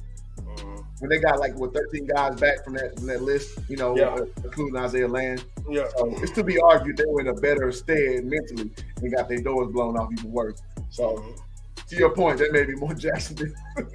Oh yeah, and I want to get to your O-line was definitely y'all problem last year, and Coach Prime made no bones about addressing that. Let's see. Stock also says, if y'all remember, Dolph visited Coach Prime. The reason that he may not leave is Dolph told him about what it meant to build his empire. They really resonate with Coach. Well, I think that they may play into it. I don't think that Coach Prime is going to move off of, a man who's no longer with us. But I'm sure those things, resonate in his mind. That what he's doing means more to a lot more people than he may know. I will say that. I've written this comment. Get the kid around for filling on the payroll. Y'all in the field in the locker room acting a fool. You know what? I don't know what Gilly kill on. Maybe like 50 years old, man. Gilly is hilarious. I don't know what Gilly on, man. He might be one of the funniest non-funny dudes you've ever seen. I'm done trying to figure him out, bro. I don't know what that dude on, man. He is hilarious, though. Hilarious. That's funny. DJ says part of the reason the stands in Miami wasn't filled was due to the severe heat. Probably so. Well, I would say that's a huge arena, too. You will seldomly see college teams fill up an NFL arena. So it kind of gives you context of how much the patronage is on the NFL level. Because you will rarely see, well, even basketball, you'll rarely see a pro arena packed out by college patrons. Very rarely. It has to be a Kentucky versus North Carolina, Kentucky versus Louisville type of thing situation. Yeah. Absolutely. March Madness. Yeah, so it has to be very special. So, it's no shame in that. It's just really hard to do. DJ says the FAMU ban and some of the fans weren't allowed to go back to the seats due to the extreme heat. Damn. I feel that. Brian says, yesterday prices, not today prices. There's a lot of bad business deals that were done. New day, new business. Yep. And Fat Joe said it best, man. Yesterday's price is not today's price. Yep. DJ also said there's been talks that JSU is done with playing in the OBC. Slashing between them and FAMU was their last. Yep, we was talking about that a little earlier. I wouldn't be surprised, man. I wouldn't be surprised. Because, what I found out, and, I followed, Jackson State and, other teams. What I found out that was very, very intriguing to me that Jackson State only has 4 home games this year. And I think they only had 4 home games last year.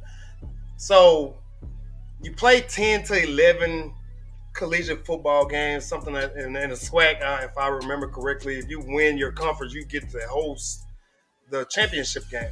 So you're potentially losing out at least 1 game, maybe 2 home games for recruits, for businesses surrounding the campus, the region. And there are a lot of older folks, especially in the SWAC and HBCUs across. There are a lot of older alumni. They can't travel 150 miles, 200 miles somewhere else to go see a game. Unless your health is great, your money is right, your family, you got a family vacation planned around it, whatever it may be. But for the most part, people want to go back to schools or the school they attended that they know best. They don't want to travel to Memphis or all the way down to Miami. You can't some older folks can't fly. So I had a bad joke about Memphis. I'm gonna do it to myself. I'm sorry. Yeah. So that's not the best time for that. I'm sorry. Yeah. It's the crazy stuff that happened yesterday. Some folks just can't get down like that. So again, if it's not making you money, why are you continue to do these kind of things just because it's traditional? And Deion Sanders is having the mindset of being non-traditional. So I understand what you're saying, man. All this other stuff, some classes just might be done. Now, the Labor Day Classic is simple. That's TSU Prairie View. Prairie View is 45 minutes from Houston, like this. But some of these classics, like this Southern Heritage Classic, is 200 plus miles for both teams. It doesn't make a lot of sense. No. Hey, y'all hit that subscribe button, man, if y'all new to the channel, man. We give y'all this good game. We got a new, I'm not familiar with you to the channel, Dre, but we're going to bring you up, my guy. And so, go on, talk to us, man. What you got on the subject, man? Hey, what's up, man? I'm an HBCU grad. I went to A&T. Okay. So, I think y'all hit it right on the head about business. Yeah. First and foremost, I think that is. If I think about what I like about Jackson State is that there are a lot of presidents on down. President, AD, and Prime all on the same page. Mm-hmm. And you look at any athletic department that does well, they're all on the same page. Thanks. So they're doing business first. So if I don't know what they're making at the OBC, but I've been to Jackson. I went to the Jackson State game last year, and I went to the Alcorn game because A&T has played Alcorn multiple times. So I was like, I'll go to that game. It was deep. It was like almost 60,000. So, oh yeah. So if they're banking, I'm imagining they probably after expenses, I'll probably bring it in about $700K. So you imagine them having a home game, they're losing out on $700K. So now if the business, let's say the OBC came back and like, hey, we're going to play you a meal to play in this game in Miami. Now that's different because it's business. Absolutely. Because, it ain't like, you talking about a meal, all expenses paid. To me, that's an easy decision. No different than a classic that's in. So, I mean, changes. The one thing I know about HBCUs is that we could be stuck in our ways. Absolutely. A&T left the MEAC. This was, and I kind of foresaw that because we was beating on the MEAC so much. We was beating FBS teams and all that. I knew, I was like, once we started beating up on folks, sooner or later we was going to move, and that's what we did. But I believe, I think if anything, Deion teaching them about business and how. So I'm interested in how they. Also, I got more to say about. I was listening while I was at work about y'all said is Deion hurting the SWAC, or I think if anything, and I'm in tech, so we deal with the things called processes. So there's only one Deion. Absolutely. But you could copy his processes. So how he, like, you could watch and see how he do things. So okay, how he has analysts. Everybody has analysts. Mm-hmm. You just got to be creative on how you pay. So if, like, I see you got a Prairie View shirt on. So if you wanted to go to grad school, okay, I'll pay for you to go to grad school. Your job is to be an analyst and to study this. That's your sole job. That's how I pay. Okay. So like I said, there's only one Deion, but I think you have to be creative in how you go about things, to kind of get it. No, I agree, man. So, and I kind of led in that earlier. I don't know how long you've been listening, bro. I appreciate you being up here, Dre. You can take parts of it and make it to your own. Because again, in my vocation is I'm a salesman. So when I teach, and I've been doing this 8 years, so I'm very good at what I do. But I always put that disclaimer out to younger salesmen, like, listen and do what I do, but make it work for you. Because you don't have the charisma I have. Like in real life, I'm 6'7". Oh yeah. So I can laugh and I have a projecting voice, but I use it to the way that's advantageous for me. Normal sized people can't do it the way I do because I use it to offset people. and I use my charisma being from the hood that I can it's called mirror matching. I can mirror match with people easily, code switching as it were. So use the things I use, but make it work for you. So to your point about Coach Prime, you can't beat Coach Prime, man. Coach Prime just got that swagger that maybe 10% of dudes who ever existed in this planet got. Yeah, and also he has different connections, and also he's about winning foremost. And I think the one thing about HBCUs, we tend to stay in our bubble. Agreed. Makes sense. So sometimes it means, okay, Southern has to not be around somebody that's from Southern. Try to get a good little grasp, a walk on from LSU who's trying to be a coach. Because he's learned a lot from LSU. Grab somebody else from another school who may not be a Southern. You know what I'm saying? Yeah. So all that, like if it's about winning, it's about winning first and foremost. And sometimes you got to go outside your kitchen and get it. No, that's real. Because it's just resourcing or outsourcing in that capacity. And you got to know where your deficiencies are and how do you shore those things up and make a better product or the best product that you possibly can do. And I think really good coaches know how to do that. You call that discernment. So when you have that, which I've coached under, a few head coaches, and I've coached around a lot of coaches. The really good ones know how to do what you're saying at a very optimum level. It ain't just so much that they're just so smart individually. That they know their own deficiencies and they plug those other gaps in extremely well. Yeah. To an overall great product, and it's synchronicity. It's synchronicitous of how it comes off, but it looks like it's just head coach doing everything, but in reality, it's not how it goes, man. And I would say this, man, for folks who don't understand from a coaching mindset, and I hope I'm not yelling in anyone's ear. Let me get a disclaimer in here right here. We got 73 people watching, so again, it's great that you guys are out there spreading the word. Tell a friend to tell a friend. So bringing it back to where I was going with this, if you don't know anything about the coaching world, the head coach, assistant coach, this and that. Head coach gets all the blame, right? Gets all the blame. Absolutely. And I've always said, if you have a great team, and you can go out and ask any head coach, unless they just heavily egotistical.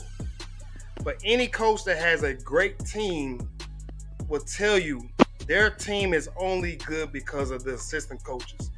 If your assistant coaches are really, really good, then you're more than likely going to have a great program, because their assistant coaches are the ones who players at the collegiate level, and maybe at high school, maybe a little bit, but for the most part at the collegiate level, each coach has a set of kids that they recruited. This coach might have recruited, 5 players here. Another coach might have recruited 5 players here. So the initial contact is from the assistant coach. It's not from the head coach. The head coach comes in and closes the deal for the most part with parents and players. But the main relationship happens with the assistant coach. So if your assistant coaches are on point, this and that, and the players can go and talk to the assistant coach, then the assistant coach comes and talk to you, hey man, Travis Hunter is having a problem, coach. Can we come in and have a meeting together? This is typically how those things go. So when the program overall is good, it's because of the assistant coaches, man. There's no ifs, ands, or buts about it. I will argue with and I'm not even an argumentative person. I will argue with anybody who comes up here and says it's all because of the head coach. The head coach knows deep down inside, unless he's very egotistical, his program is not good because of him only. That's what I'm trying to say. Yeah.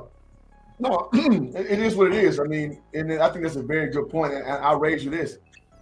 The assistant coach is the first line of defense when you are unhappy or you don't understand things. You're going to get more familiar with that assistant coach more than the head coach, because the head coach ain't trying to hear that shit. You know what time it is. Don't come ask me some dumb question, man. You need to go talk to the assistant first, because their whole job is to ingratiate themselves into the tenor of the locker room. I'll put it this way: when I was a grad assistant at Prairie View, man, our best player, Darnell, I'll say his name, Darnell Hujae, he was SWAC player of the year, his senior year. I was the person who kept him sane, and I'm a grad assistant. Yeah. Well, me and Darnell was the same age. You know, he was 25 still playing. I don't know how that happened, but whatever. I was 25 as well, but Darnell would listen to me more than the coaches. Darnell, I mean, y'all know Darnell used to kick chairs over. Like, it was on ESPN. We beat Jackson, as a matter of fact, at the buzzer. No, we beat Alabama State at the buzzer, but he had a good game with Jackson. But he was like NBA level talent, 6'7", just Scottie Pippen 2.0, basically. Yeah. But he would listen to me more than the head coach, because the head coach he saw as a clown. He was like, man, all right, Cliff played overseas. Cliff know what he's talking about. So when I would tell Darnell something, he was like, all right, I know I'm tripping. If I say something to him, he knew to stop. I'm like, Darnell, like, bro, you my age and you still playing college basketball. Like, bro, what are you doing? So he would stop. And nigga, he never like cussed me. He would cuss me. He would cuss everybody out. Referees, coaches. He never came to me side. He punched a teammate in the face. I'm saying all this because all this is just it's out there. But my point I'm making is the extension, the tentacles that are the assistant coaches, they matter because you got to handle all the stuff that get swept under the rug. It's your job to step in and having an adequate, competent staff. Those things do lead to success overall. Yeah, I agree. So just wanted to call and say that. I appreciate y'all. Already, Dre, man. Appreciate you checking in. Yeah, man. for real. Man. Better. For real. Already, man. Yeah. And Darren Jennings says, you think Travis Hunter would have hugged Saban like he hugged Coach Prime? Some coach, Saban doesn't look like a coach who will accept a hug from. Yeah, he's not a hugger to me. Yeah, so kind of like you dealt with him, and I've dealt with him on multiple years. But our head coach at Stephen F. Austin, he wasn't a hugger type of guy. Danny Casper, man, and really, really good dude. And a lot of folks hated him because just his demeanor. He came from that Bob Knight, era. Very military style, San Antonio Spurs, Greg Popovich area. But when it is funny now because we're older, but like about 2 years after I stopped playing for him, like I was just like, you know what, coach, man, you're all right. You're all right for the most part. But but when I was playing for him, I'm like, kind of skeptical about some of the stuff you did, but each coach has their own personality, but I don't think Nick Saban doesn't look like the hugger type of person. Travis Hunter might be a hugger. He just might be a hugger. Maybe so. But him and Coach Prime seem to have that connection. They're DBs, not the biggest of guys, super talented. So they might just have a special connection. So Darren Jennings, to answer your question, probably hell no. I'm just going to say it like that. Yeah, and I appreciate Russell, man. Listen, man. I get on these streams and I just tell you what I know. Having played at the HBCU level, coached at the HBCU level, having friends still at the HBCU level. So I literally talk to them all the time. Like I got my guy Tim, he's a compliance guy at Alcorn. He went to Prairie View with me. He played football at Prairie View when I played basketball. Coach Tacho, he's the volleyball coach at Prairie View. Shout out to Tacho. Like I for real, talk to people about this kind of thing. So I'm not speculating because I don't want to be on these streams lying. I think, I'll be, just candid. Some people, have figured out a long time ago that HBCU streams get you clicks and views. So they don't think they're saying anything. Because it is what it is. Like, more power to them because I'm the guy. I'm the Deion guy. I'm like, all exposure is good exposure. I'm good.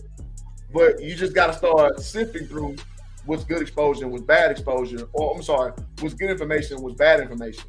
And we let in with the 24/7 sports video. If you guys rewind back, we showed the guys talking about Jackson State. Like, it's just some new thing that just invented like 2 years ago. Jackson State been a staple in SWAC forever. Yeah. So just, be careful where you get your information from. But, it's all good towards the collective, man. I'm glad to see so many people on the stream because I hope we give you good information. You can take something and do something with it.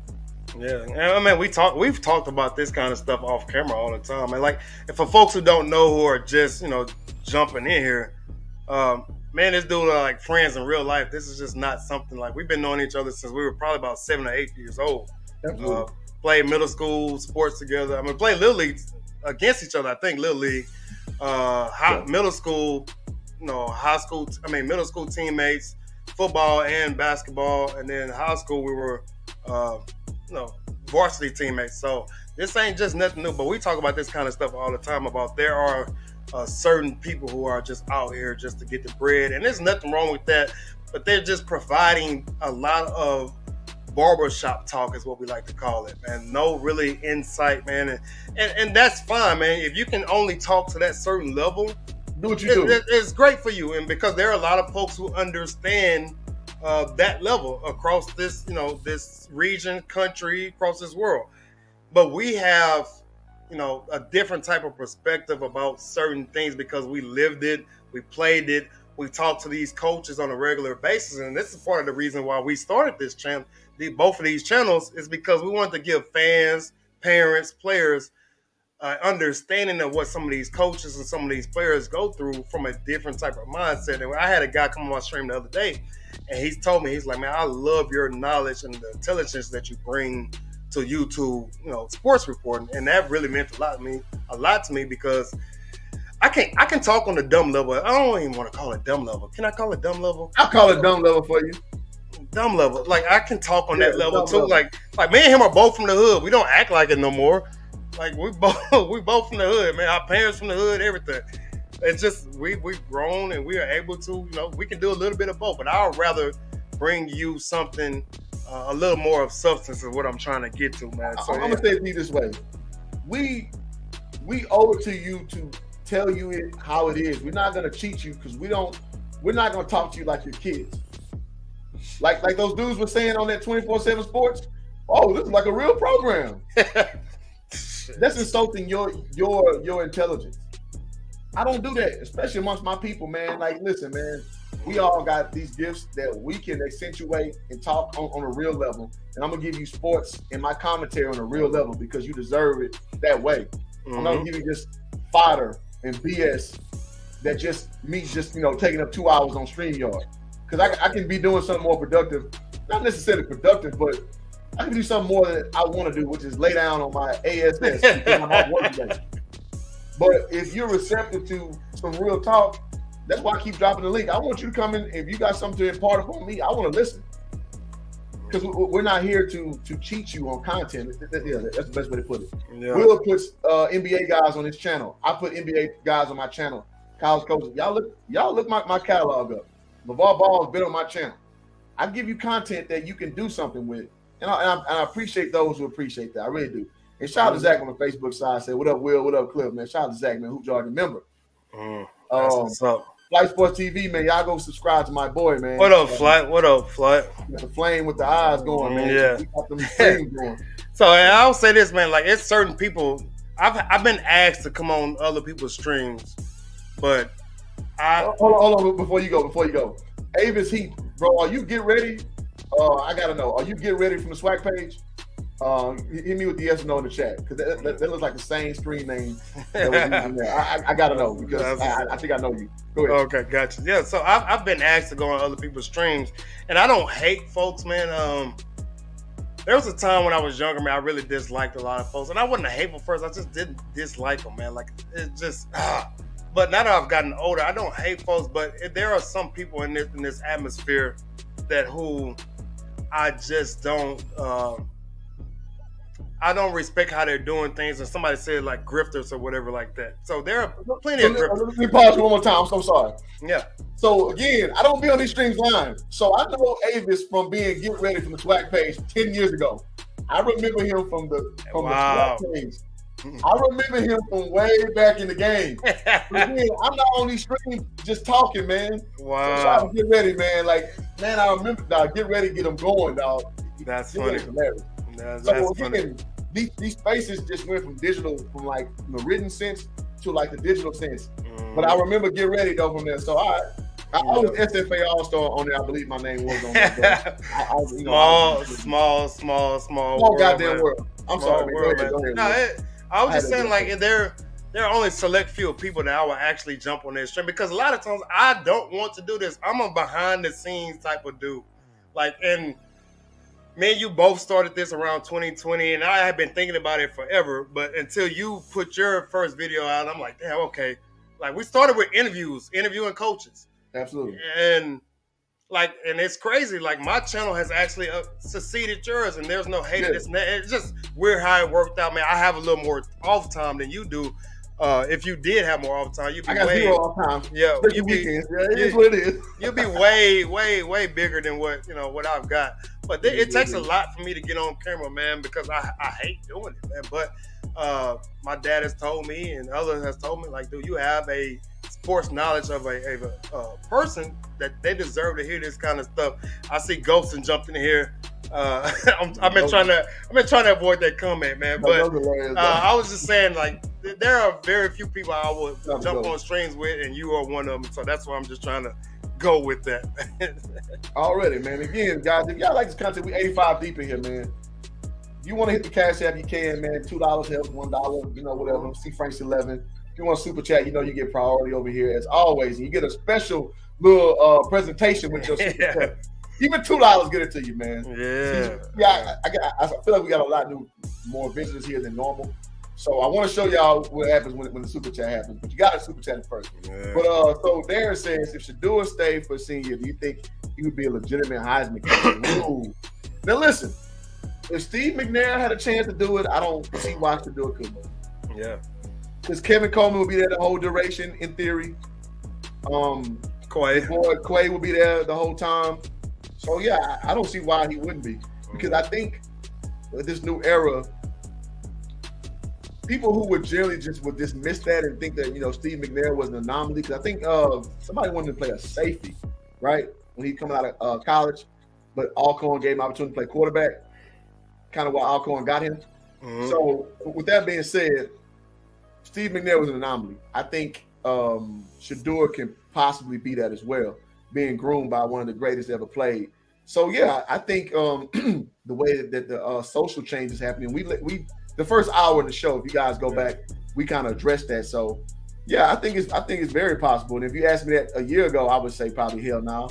But from the trajectory of where it's going with HBCU sports, oh yeah, I think it's definitely on the table. Very feasible, man. And I talked about this again. I hate to bring it up, but I talked about this on my last live. Shedeur is living in a great time frame as far as you said of social media, and I think he needs a season where he gets about 45 total TDs. Way more touchdowns and interceptions. The team goes undefeated. But with the expansion of channels like ours and others and social media, there's going to be the main media is going to have a hard time keeping this guy out of the Heisman conversation because folks are going to tweet about it. And for folks to understand, Twitter is still the main point for collegiate coaches and collegiate sports. Instagram, it's okay. But if you want to talk about sports and covering sports, Twitter is where it's at. Facebook a little bit, TikTok a little bit, but Twitter is where it's at. There are going to be folks on Twitter who's going to be talking and continuously pounding it into the main media's like 24/7. ESPN, like Shedeur is having these type of numbers. Why is he not being talked about? And it's going to behoove them not to not do that, if that makes sense. They're going to have to include him in that conversation. Now, to legitimately win it's going to be tough. Of course, they're going to always promote guys at like Oklahoma, Clemson, Alabama, this and that. But he has a chance. Just to be mentioned in the conversation is great, but I think he's going to need something of 45 to 50 plus total TDs, 5 or 6, less than interceptions, something of that nature. And his team is going to have to go undefeated to either be considered for that type of stuff. But it's happening. Again, the great marketing things that he's doing. If folks watch my stream, when he was talking about himself in the third person, man, two think he had a great game. 2 offensive linemen was good. Like, that's something that he's learned from his father. That's great marketing and understanding. So when now people turn on the TV, like they're looking for 2. Yeah, and it's good because it resonates in people's minds. It's not Shedeur, which is kind of a hard name to pronounce. But 2, what's 2 doing? What's 2 doing? Yeah, so I agree with that all the way, man. Word associations matter. We got our first Cash App. Go ahead. You know what that gets you. I'm gonna backdoor you. $1 bill. Money. Yeah. Money. Let me give me a alarm for that. I don't know who that was. Appreciate that. I got Tim. I won't say your last name on that for the 10 piece. Appreciate you. Yep. I get you that $1 bill. Shop town. All right, let's catch up on these comments, man. Appreciate y'all for tuning in. Y'all hit the like button, subscribe if you're new. I think you get ready in the building, man. It's good to have you get ready, man, because I seen what you definitely a Jackson State guy. Get ready is hilarious, man. I remember them days. Russell, can you guys make a pick for College Bowl? Can you change later? Celebration Bowl, yeah. Celebration Bowl.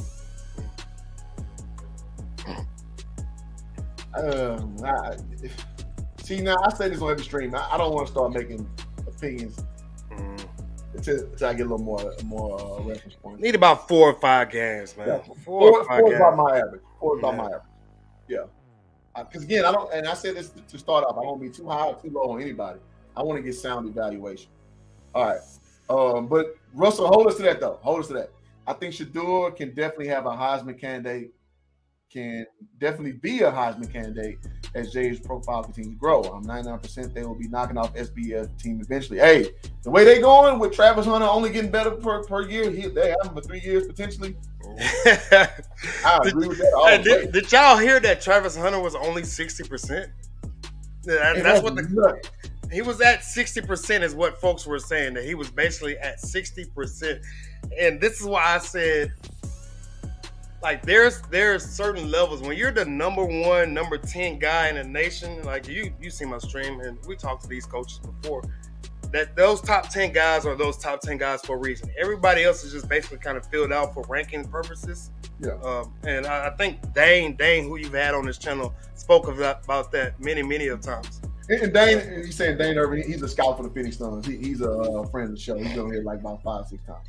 Yeah, so there's a difference, and Travis Hunter basically showed why he's different, dude. He's that dude, man, for real. But go ahead. Straight up.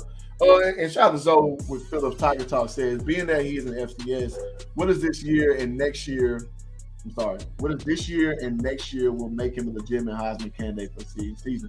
Yeah, I just think that the progression of the program is going to lend itself in his favor because obviously with Coach Prime being at the vanguard of what's going on, he's obviously his seed, so people are going to, from an association standpoint, going to give, Shedeur their first look. So absolutely. I mean, because if we're being real, with these league MVPs, Player of the Year, Heisman, yada, it's storyline plus production. You know what I mean? So the storyline is there, and it's going to be there if Jackson keeps dominating. So, yeah, absolutely. Because, and I would venture to say once Coach Prime understands that Shedeur is going to be eligible for such an award, he's going to start stepping out and throwing that idea out there. Peep game. Just watch, man. He's a master. I would put Coach Prime up there with P.T. Barnum, man. Anybody, man. Y'all heard it here first. Hey, straight up. Wise one says when Prime secures a Power 5, it will be a money game and winnable. Yeah, absolutely, because he said it. He's not going to hold himself out for that bread because Coach Prime got that bread. Yeah. And the Campbell game this year is a very winnable game, and that's a Power 5. Really, yeah, it's just the game they played last year was a ULL or ULM. ULM. They should have won that game. Won the game, but the offense never. The defense was on elite level from the very first play of the game last year against FAMU. The offense never caught up and stayed up, except for we spoke about that earlier, Alabama A&M game. But even that game was an anomaly for the most part. Yeah, straight up. So yeah, he's gonna. I mean, again, he's not gonna whore his program out because he just doesn't believe in that, and it's good because he doesn't have that swac. I mean, listen, man. I've said when we made the schedules, when I was at Prairie View coaching, and it was based on a lot of reasons. It's how much money you bring in, yada yada yada. It's not always just face value stuff. But Coach Prime, I mean, he has the money to, chunk a little money here, chunk a little money there. He's not bound by the restrictions of, I need to make this salary to keep my lights on. That's not Coach Prime's story at all, on no level. So, it is what it is.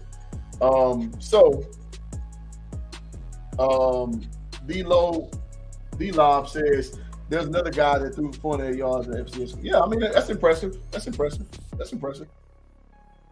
I forgot what school that was, but I did hear somebody. Yeah, I know. I mean, hell, Southern beat Florida somebody 86-0, but I was more impressed with the Jackson State win over FAMU.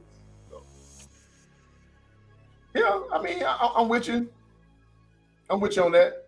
Oh, wait a minute. We got some. I saw that. I was waiting on you to see that, man. Got some more shmoneys. Oh man, okay. We got the $2 super chat. So man, you know what time it is. We got a dollar bill. Money. Yeah. Money. Yeah. Shout out to AJ Johnson and the late Bernie Mac, man. Hilarious in that movie. It's one of my favorite movies of all time. Yeah, it is. I want to base my whole show on Players Club's clip. Man, let me get some sound effects, man. We just hit over 100 viewers. What's that 100 piece? That's what I'm talking about. Thank y'all so much. All right, so he said, make a guess, common man. I mean, Jackson and shit. Until proven otherwise. Rematch. I want to see how South Carolina State does against Bethune-Cookman this weekend.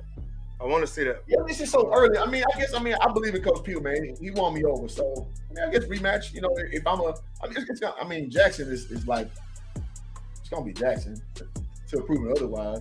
Yeah. So Jackson, I say rematch. I mean, which is unprecedented. You don't really see rematches like that. Because especially swac. Swac is usually so volatile, man. Yeah. That'd be dope, though. That'd be dope.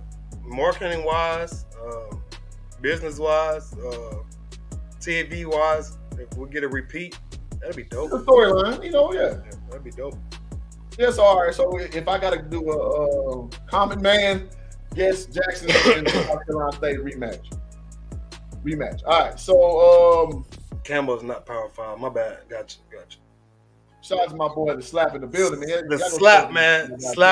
Slap give you great info, man. Yes, he does. With entertainment, with comedy, with everything, man. Everything you can think of, Slap is going to give it to you. Hashtag is bad, but it's good. It's bad, but it's good. Slap do his research, man. That's something I appreciate, Slap. Man. He got to a tablet. He do his research. And he gonna give you a funny presentation. Yes. But it's good information. So y'all subscribe to my guy, the Slap 713, man. I had him on the show about 2 weeks ago. He knows his stuff, man. So he said Jackson State will be one of SEC Mississippi schools in the next couple of years. I mean, hey, Mississippi State is always in Ole Miss, always up, very shaky. Very shaky program, man. They up and down like a mug, man. Yeah.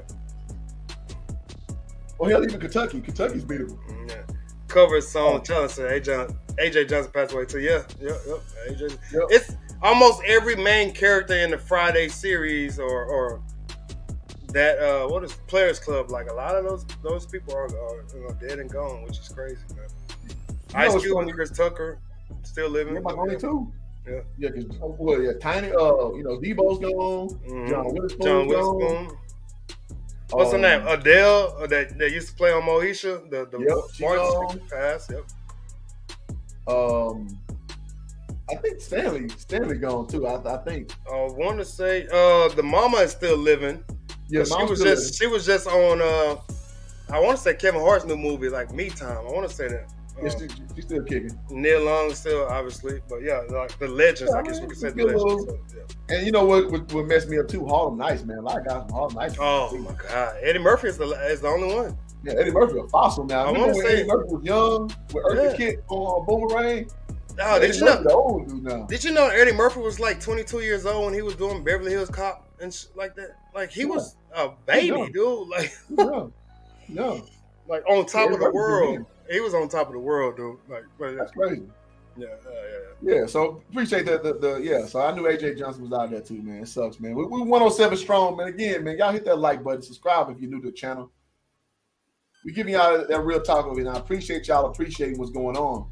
So all right, we lead off with the commentary. So let's see.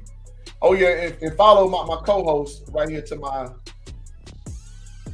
I ain't got my background. I need to put my background on. Let me switch it up. 20 Game Sports, man. Y'all go subscribe over there too, man. Switch up my background. man. Anna Marie Host put Mama from Fire. She's still out. Okay, appreciate that. Appreciate that update, Slap. All right, so yeah, man. So good thing for the SWAC. We talked about what's going forward. Now, let me throw this log on the fire. Will Jackson State keep this share the sugar, every receiver get some catches, or will Shador start to find some common targets? Yeah. That's going to be tough, man. The wide receiver position is becoming more and more important. Like, we went to a high school where they hardly ever threw the ball. But you see now that the spread offense, 4 out and 5 out is everywhere. But it's going to be hard to keep everyone. Have 14 different guys, 14 or 15 different guys call a pass, and Malachi Wyman didn't even play. It's going to be tough unless that's just drill from Coach Bartolone. I think people were getting on my butt. It looks like Bartolone to me, but I think folks were saying it's Bartolone. What's that? Tag or something? I don't know. It got the over the something. I don't know. It got the inye over the all the other stuff. But it's going to be hard to continue to do that kind of stuff, man. I think he's going to home in on the certain guys. We talked about this on my live. The fact that he actually included the tight end into this, early into the season is great. Dallas something. What is his name? Number 4. That's not the tight end. But this guy was like a slot receiver. Him and Kevin Coleman. His name is Dallas something. He showed out, and then you have the guys on the outside, Mr. Rucker, all these other guys. But 14 different guys. It's going to be hard, and just like in basketball, you have 12 to 15 guys. Of course, you want to play every single guy. But when nut cutting time comes, playoffs wise, the Warriors are playing 12, 14 guys during the season. But playoff time come around, you got a 7-8 man rotation. San Antonio Spurs, same thing back in the day with Kawhi, Duncan, Manu, Tony Parker. So at some point, you're gonna have to kind of like, hey, I need my go-to guys to be my go-to guys. So I don't think it's going to continue to be like that. 14 different guys. It'd be great. Now to keep everybody happy. But realistically, absolutely not. Yeah, I'm with you. And Russell Hayes says if South Carolina State beat Bethune-Cookman, we wear South Carolina State. You send me one, I'll wear it. You send me one, I'll put it on, bro. I got you, man. I might be doing that game, actually. I did a poll on my channel. So whoever gets the most votes, right now that game is leading. So I'm probably going to be doing that game. Okay. That's going to be a good one. All right, let's see. D-Live says, no, it's not a bad thing for HBCU. We can compete and copy Jackson from a media perspective, and other schools put their mind to it, but we can't compete with people resources Deion can get, not yet. Oh, yeah. Dallas Daniels. There you go. Man, I got my little soundboard, but it ain't connected. I'm being lazy. What you trying to get? Hold on, let me see. Man, I got my little soundboard, man. So I can't even hear them in my headphones. Man, I gotta get these sounds popping, man. There you go. Quick comment. Yes. He live.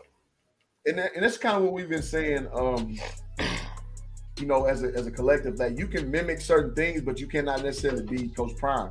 You can't be Deion Sanders, man. Deion Sanders is a brand.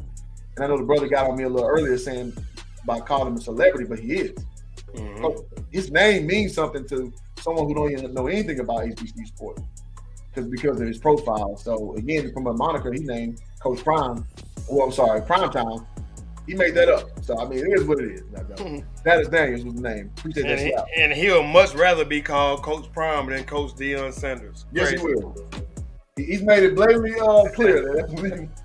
So Cover Songchild says, should the HBCUs work pushing some players towards the USFL to help bridge the gap between the NFL? Get their chance to live in the big stage. Yeah, I think so. I mean, look at your boy, my Turkey. Guy, man, my guy, Newman, my guy, man, Warren Newman. Nugget. That's my guy. That's your guy, man. You say on my Nugget. But no, look at your guy Turpin, who made the Cowboys roster, returning that kickoff and returning the punt return and kick return. Yeah, in one game, right? Mm-hmm. So he was a USFL Player of the Year.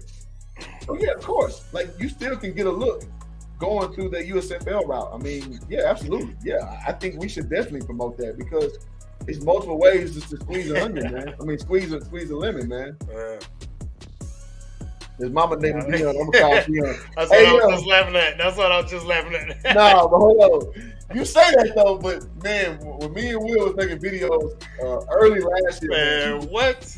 His name is Coach Brown. You need to call him Willie. I was just like, man, we ain't disrespecting this man called him Deion. Like, they was letting us have it. It's not Deion Sanders. It's not Prime Time. It's Coach Prime and Coach Deion Sanders.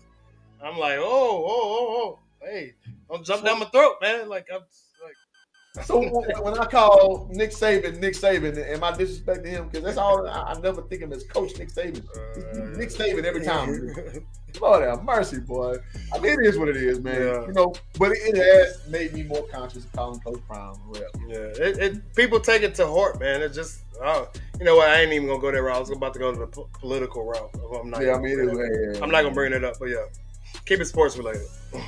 So, man, just gonna let me be the controversial guy. That's what I do. Yeah, I'm not gonna. All right, so y'all hit that subscribe button if y'all knew y'all like what's going on. We 94 deep in here, man. So hit that like button as well, man. Let's get more and more in. So I'm dropping that link. If y'all want to come up here and challenge what he said, or if you want to add something to it, man, please feel free.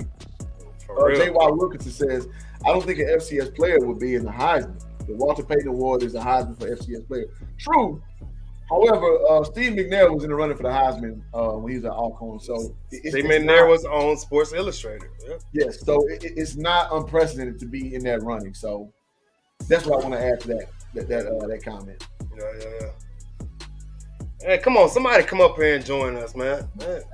I see a good comment. It's on my regular one. It's gonna load up. Let's see. He is now Deion, King of Mississippi. He really is though. Hey, boy, got a lifetime pass out there, man. Lifetime pass. King of Mississippi. He really got a lifetime pass in Georgia as well. So he's just basically, just moving east with it, man. The next thing you know, he's gonna take over Louisiana. Where the hell does Deion got a pass at? Now the dude has been in everything we can think of. Like me and you are trying to get to certain levels. Like you did, you were on Super Bowl roll last year. Like my goal is to get to Super Bowl next year. Slowly working my way to that, man. And I haven't announced it. I'm going to announce it on YouTube at some point here. But me and you both are working on some deals behind the scenes. Yep. But like he's been in these type of rooms for over 20 years. Like, so he's good. He's good across this nation. And again, Deion Sanders is one of those guys who can go to another country and be recognized. Like, hey man, that's prime time. Like he's a celebrity. He's on that type of level. So King of Mississippi is not far fetched. That's like saying Zero is the king of the ghetto. Like or Slim Thug is the king of the North in Houston. Folks who don't know Houston terms. Yeah, he's good. He's good in Mississippi for sure. Yeah, I mean, what's wrong with just calling shit for what it is? Devon Basket, see you probably catching up later. He says he's straight down whole style. I'm sure you're talking about Travis Hunter, so absolutely. Unbelievable.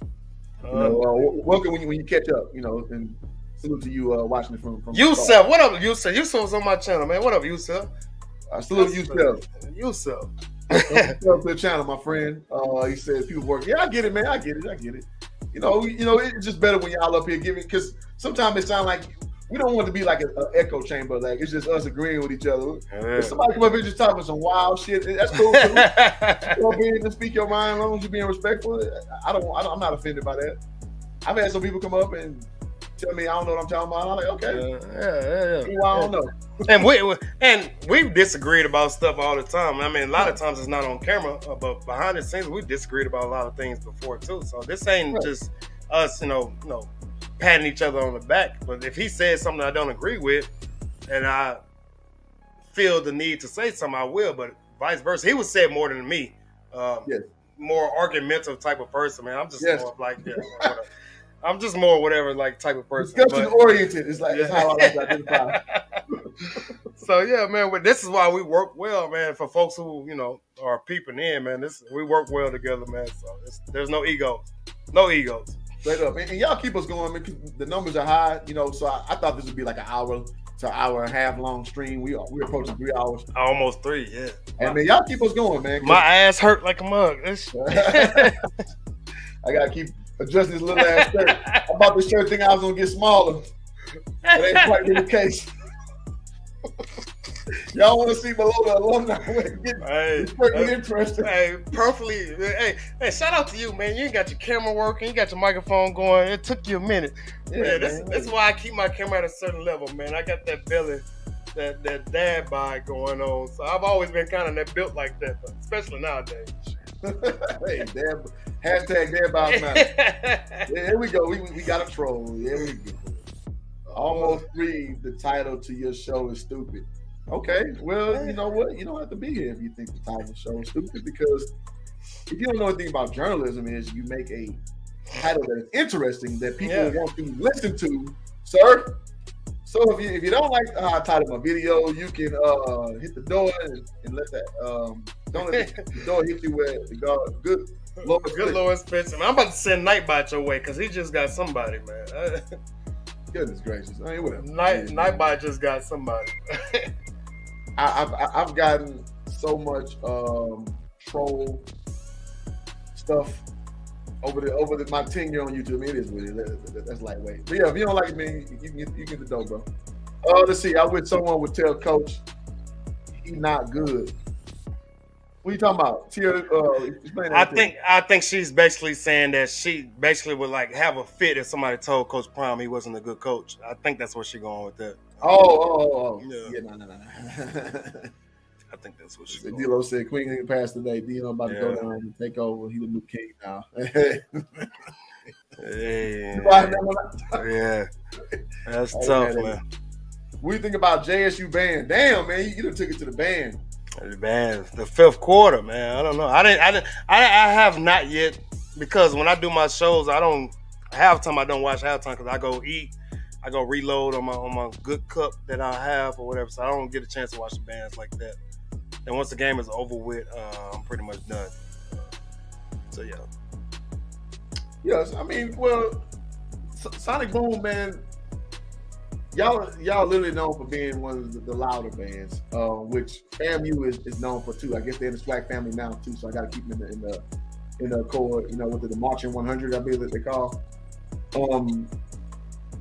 Compare that to Southern. I forget the name of theirs, but they do good. Grambling, world famed Grambling band. And goddamn Prairie View ain't them Marching Storm. Marching Storm, Ocean of Soul, everybody like that. I mean, but people don't really take the Ocean of Soul serious. So I'm gonna throw them out there like they're not really in that pantheon. Yeah. I mean, Jackson, y'all lack edge to me. If y'all played more, if y'all had like how can I put it?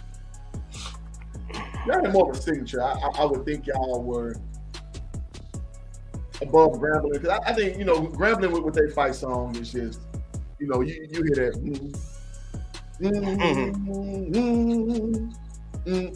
like the Grambling got that on lock. I gotta give it to them. They got that little chant, GS. But you know, Grambling plays a lot of radio stuff. Prairie View, we do more classical stuff. Like if you remember from the movie Drumline, Flight of the Bumblebees. Yeah, we be that band. We don't have a lot of edge either, but we a classic band. Flight of the Bumblebees, man. Man, I need you to go back up to this comment, man. Brian Johnson. I don't know if it's still there. And he's talking about you, man. He says, I like your content because you guys are not clowns. You damn right we're not clowns. Which one? It's you got to scroll up a little bit. Brian Johnson said it. I was just trying to look through. You got to scroll up a little bit. I can't find it. It might not even be there anymore. Nightbot might have got him. Okay. It's still there. It's still there. All right. Brian Johnson says, I like your content because you guys are not clowns like the particular guy that tries the negative using the platform, BS, using haters. Yeah, I mean, listen, man. And that said person did not go to HBCU. So he's trying to get a footing, in my opinion, on. Now, he has good content overall. But, you know, he's kind of going the Howard Stern route. And, I mean, we just, you know, I don't believe in that. Yeah. I think that HBCU sports on its own merit can just be talked about without having to polarize things and go crazy I'm not gonna call him a clown, but I can see why you say that. Yeah, I might know who he's talking about, but I've never. You know who he's talking about. If he's talking about that certain person, I've never seen his channel. I won't click on it. People have told me to go check it out, so I won't click on it. I'm just not about that, man. Like that's that clickbait. That's that argumentative crap. Negativity always travels more than positivity.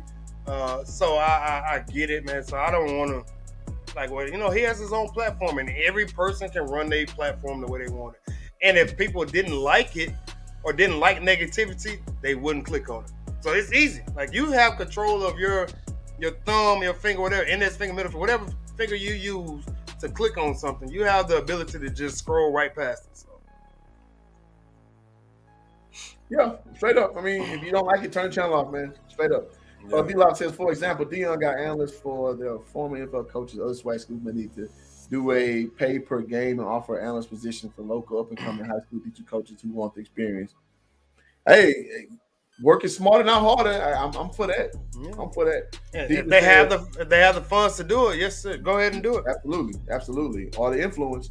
Yeah. Because you got your boy from the NFL who's basically volunteering time. Mike Zimmer, what's his name? Mike Zimmer. He's still getting paid from the Vikings, so he doesn't need the money that Jackson State's offering. Absolutely. Deidre Young said, "Y'all think Jackson State will go undefeated?" I think they can. I hate to because again, I think highly of HBCU sports, and have actually played on the SWAC level. Like the top team can lose to like the bottom team. Yeah, I've seen it. Any given Saturday. So I think it's possible. Yeah, I think it's possible. I think it's highly possible. I think it's highly likely they will. But I'm not gonna give a stamp that they will. Yeah, sometimes you need that loss, man. You just need that loss to kind of correct yourself, not get too high on yourself. But every coach wants to go undefeated. Like my guy said from Remember the Titans. Now, we would be perfect in every aspect of the game. And I'm sure Coach Prime kind of comes from that same mindset. He wants to be perfect, wants to be undefeated. They didn't finish the job last year. They lost in the Celebration Bowl. And they didn't just lose. They got the kick. So the mantra probably this year is we didn't finish the job. So D-Lob, who was that? That's Deidre. Yeah. I'm sure Jackson State wants to go undefeated. They have a chance. I'm just gonna leave it like that. We don't want to do predictions because again, it's just one game. Yeah, I just want to see some more. I want to see start comparing the contrast and notes. So that'll give me a better scope of what's going on overall. Because again, I don't want to give y'all hot takes. They're just me just trying to fill the stream up with stuff. Me just talking. I want to watch it and then I can put it through the good old noggin and filter out an actual opinion that's actually worth a damn and not just me just saying something. So y'all, again, if y'all new, hit the subscribe button, man. Hit the like button. You're gonna subscribe to Between the Game Sports as well. And I appreciate y'all appreciating this HBCU content because this is just near to my heart, man. It really is. Man, you know what? Yeah, just show you I ain't fake. What that say? Most improved player, Cliff Range, Prairie View University, Sports Bank with 2006, 2007. Man, I'm a SWAC dude, man. I'm a SWAC dude. I love this shit because I remember when nobody cared about it. Like Meek Mill, I remember times like this. Hey, you talked about this plenty of times. The reporter that was in Houston, and the folks were saying Jerome Solomon saying that folks were complaining there wasn't enough HBCU content. And what did you say that he told the folks? He's like, if y'all start commenting more or watching it more, we report it more. Yeah. Makes sense. Hey, for all you WNBA fans out there, hey, start watching it, man. Guess what will happen? All right, so let's see. Okay, I'm reading some of these comments, man. Okay, I'll let the chat bang it out. Let's see. How competitive would a game between the best HBCU and SEC? Well, previous to this year, it would be very uncompetitive. We talking about steamroll action. Yeah, we talking about Alabama and Georgia versus Jackson State and FAMU. FAMU will get 120 put on them.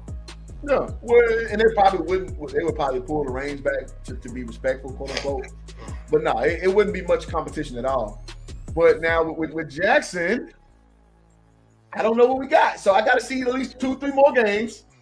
And then if it shows itself that Jackson is just like as good as advertised, then give me 2 weeks, man. I swear you'll get a different answer. Yeah. I just can't go off of one game, which, I mean, we could compare FAM to North Carolina and North Carolina to Jackson. Be your FAMU. I understand that, but I just got to see more. I'm not going to give y'all no clown takes on that. I'm not doing it. Russell, man. Russell, what's going on with you, my guy? And see, Russell say, host, you talking more about JSU, but look at what you wearing. Russell, don't be that guy, Russell. What's the name of the topic, Russell? Don't be that guy, man. And he's gave you a disclaimer that he's wearing privy because he went and coached there. He gave you the disclaimer. Don't be that guy, Russell. Don't be that guy, man. You've been cool up to that comment. No, the reason why I'm wearing my school because Prairie View comes first, but the discussion is Jackson State. So I'm not gonna be up here talking about Prairie View when the subject matter says Jackson State. Doesn't make sense. Come on, man. Get together, Russell. Goddammit. Let's see. He said he got snitches everywhere. Y'all might be in the episode now. I mean, whatever, man. Don't bother me, man. I've been slandered on YouTube before, twice actually. That don't make me none. I'm not talking down on him, man. I'm just saying, I don't know anything. If we're talking about the same person, I don't know anything about him. I've never watched the whole show, but I've seen clips. I've seen people talking about it. Never seen it. He does well for himself, and salute to him. Nimrod said JSU will go 11-2. Coach Prime exposure is good, but the righteous, but the bad ones with dirty books. Okay, interesting premise. Who do you think Coach Prime loses to? I will listen to that argument. I wanted to do a show about the possible trap game, and I need a little more. I need a little more info. This weekend, I won't even call this weekend a trap game for. Let's say trap game in the SWAC. I'm gonna throw this weekend game out. Trap game in the SWAC. I need a little more info. Yeah, fair enough. D-Live says, I know this channel will be jumping around basketball season also. Yeah, man, I got a great interview with a kid I coached in AAU, man. His name is John Walker. He's coming to TSU, Texas Southern, for his last year. He transferred from Texas A&M University, and he killed in the tournament this year. So, man, me and John, he came out here to LA. He had some people out here, so we went out to Santa Monica. I shot an interview with him. I'm just super lazy with putting info out or content out, but it was a really good yeah, man. So I want to make sure we keep that same energy for basketball too. It's gonna be a good year with Trace Young transferring over to Jackson as well. It's gonna be a damn good year. And my boy over at Prairie View, he transferred from Nebraska. Get his name. But yes, I got an interview with John Walker coming up. Little baby Giannis Antetokounmpo. So I need to edit this thing up and put it out. But yeah, man, great comment. Yeah, I'm gonna put that up. Shout out to my guy Primetime in the building. D, I love him. Welcome back, man. My guy, man. Nightbody's on Primetime's butt right now too. Damn, man. Stop saying emojis. Yeah, Primetime do be putting the emojis. Man, I'm sorry, y'all. Nightbot's showing his ass tonight. I'm sorry, man. I'm truly sorry. I'm about to block this thing. DJ also says, do you think JSU will go FBS? If so, which conference? Whoa. That's rough. FBS. What can they go to? They can't go to the SEC. I mean, you got them bum ass conferences like Sunbelt and the Sunbelt. Yeah, okay. I don't think that the money makes sense. Would the money make sense? I don't think, unless they can jump up like a big jump. And we're talking like, maybe American Conference. Was the American, yeah. The one that U of H is in. Yeah, that was the one that U of H is about to leave. American, yeah. It says Sunbelt. Those stinks though. Nobody does any. There's no upward mobility from that. Sunbelt is more of a basketball conference. There's nothing to be gained from going there. Who asked it? Detroit? I don't know, man. I don't know. Why not just be where you at and be content. Continue. Somebody Black says the Southland Conference, which me and Cliff both know very well. I don't think that's going up. Okay. No. Southland not even FBS. The Southland is FCS still, yeah. And all those schools that were that was prominent in the Southland is now in the WAC. Yeah, the WAC conference. Yeah, which is a whack ass conference too. Like the Now that used to be our whack. That used to be our name in middle school. The whoop. That's so funny. Back when we was like 13. 13, 14, Whoop 12 ass years clique. Whoop ass clique. Man, we some wild boys, man, in middle school. That's funny. That is funny. That's a throwback right there. Oh my God. So D, to answer your question, I don't know. I don't think, unless they going big, like, you know, like I think Big 12 is desperate, man. Who knows? But I don't know. I don't think it's gonna happen. Big 12 ain't never going to recruit Jackson State to go over there. I can tell you that right now. Fair enough. Who knows? I mean, Jackson State. You couldn't tell me 3 years ago they get the #1 prospect in high school either. So yeah, true. Who knows? You're absolutely right.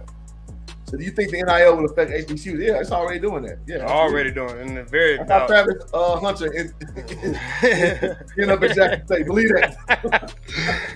Travis Hunter has a deal. He has a deal with banking, online banking. Shedeur Sanders is with what was it? Beats with Dre. Beats by Dre. He has Gatorade. All his other things. So shit. Yeah, I love it too. You remember your boy? Your boy. He's not HBCU, but your boy that the coldest. The coldest. The coldest ever do it. That boy's in Nebraska, man. He got a AC company. The coldest. Well done, sir. Well done. Well done, guys. Hey, not even him, man. Shout out to his parents for having a vision for that name. Oh my God. Listen, man. I hope he does well at football, because if you don't make it at football, sir, your mother gave you a name that you're gonna have to do a lot of digging out of. I'm glad it's working for you right now, goddammit. I don't want to see no black man in a destitute situation, but that's interesting. I wish my mama would name it the coldest. The coldest.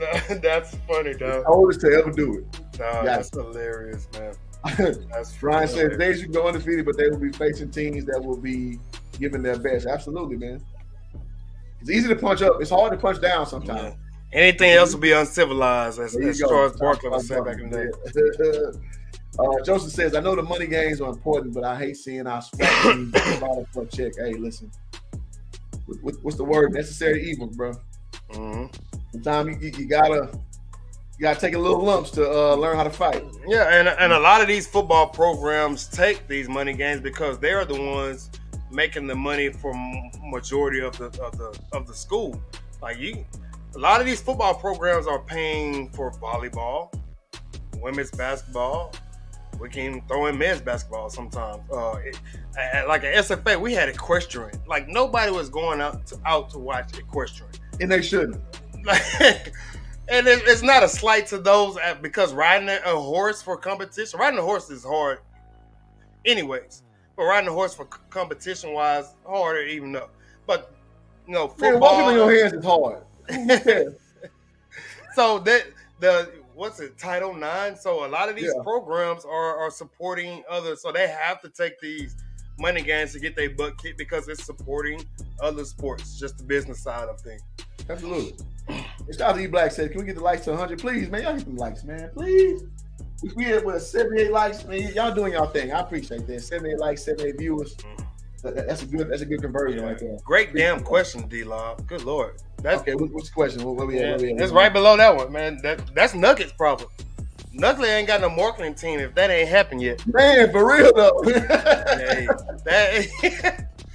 D-Lob, you need to DM Nugget right now and tell him, hey, this is what I'm thinking. Like, give me a portion, 15% in Jackson, McDonald's. You need to go holler at him. Or I would get my freaking a cousin who know how to cook some nuggets. Go make your own commercial, yeah. Make your own damn commercials, man, and get paid off nuggets. Man, come on. We'll give you free game on this stream, dog. Goddamn Nightbot, what you doing, man? Nightbot causing hell, man. Where does the money made in college sports mainly come from? Playing on TV, fans, the seats, endorsements, all the above. Mm-hmm. Especially the TV contracts. TV contracts are where you get the money, and it's why Coach Prime wants to get in the best situation. Well, that's TV, but also the venue. is where you get your bread as well. So, and that's where the fans and the team part of it, what you said, comes into play. So yeah, all those things definitely play. And also just buying merch, like things of that nature, those definitely go into it as well. So all those things go hand in hand as far as building. But say Jazz, you versus Lamar. Boy, get the hell out of here. Everybody's going E-Black living Beaumont though, so he's being biased. E-Black living biased. Shout out to Beaumont and Alvin Brooks the first, man. Alvin Brooks, they stunk. They stunk all the way down I-10 last year. And basketball. I'm talking about basketball. But Alvin Brooks, man, hopefully he rights the ship over there. Yeah, absolutely. Brian Johnson says, then Coach Prime said there have been conversations with Big 12. Well, yeah, I think that's where the TCU rumors were coming in.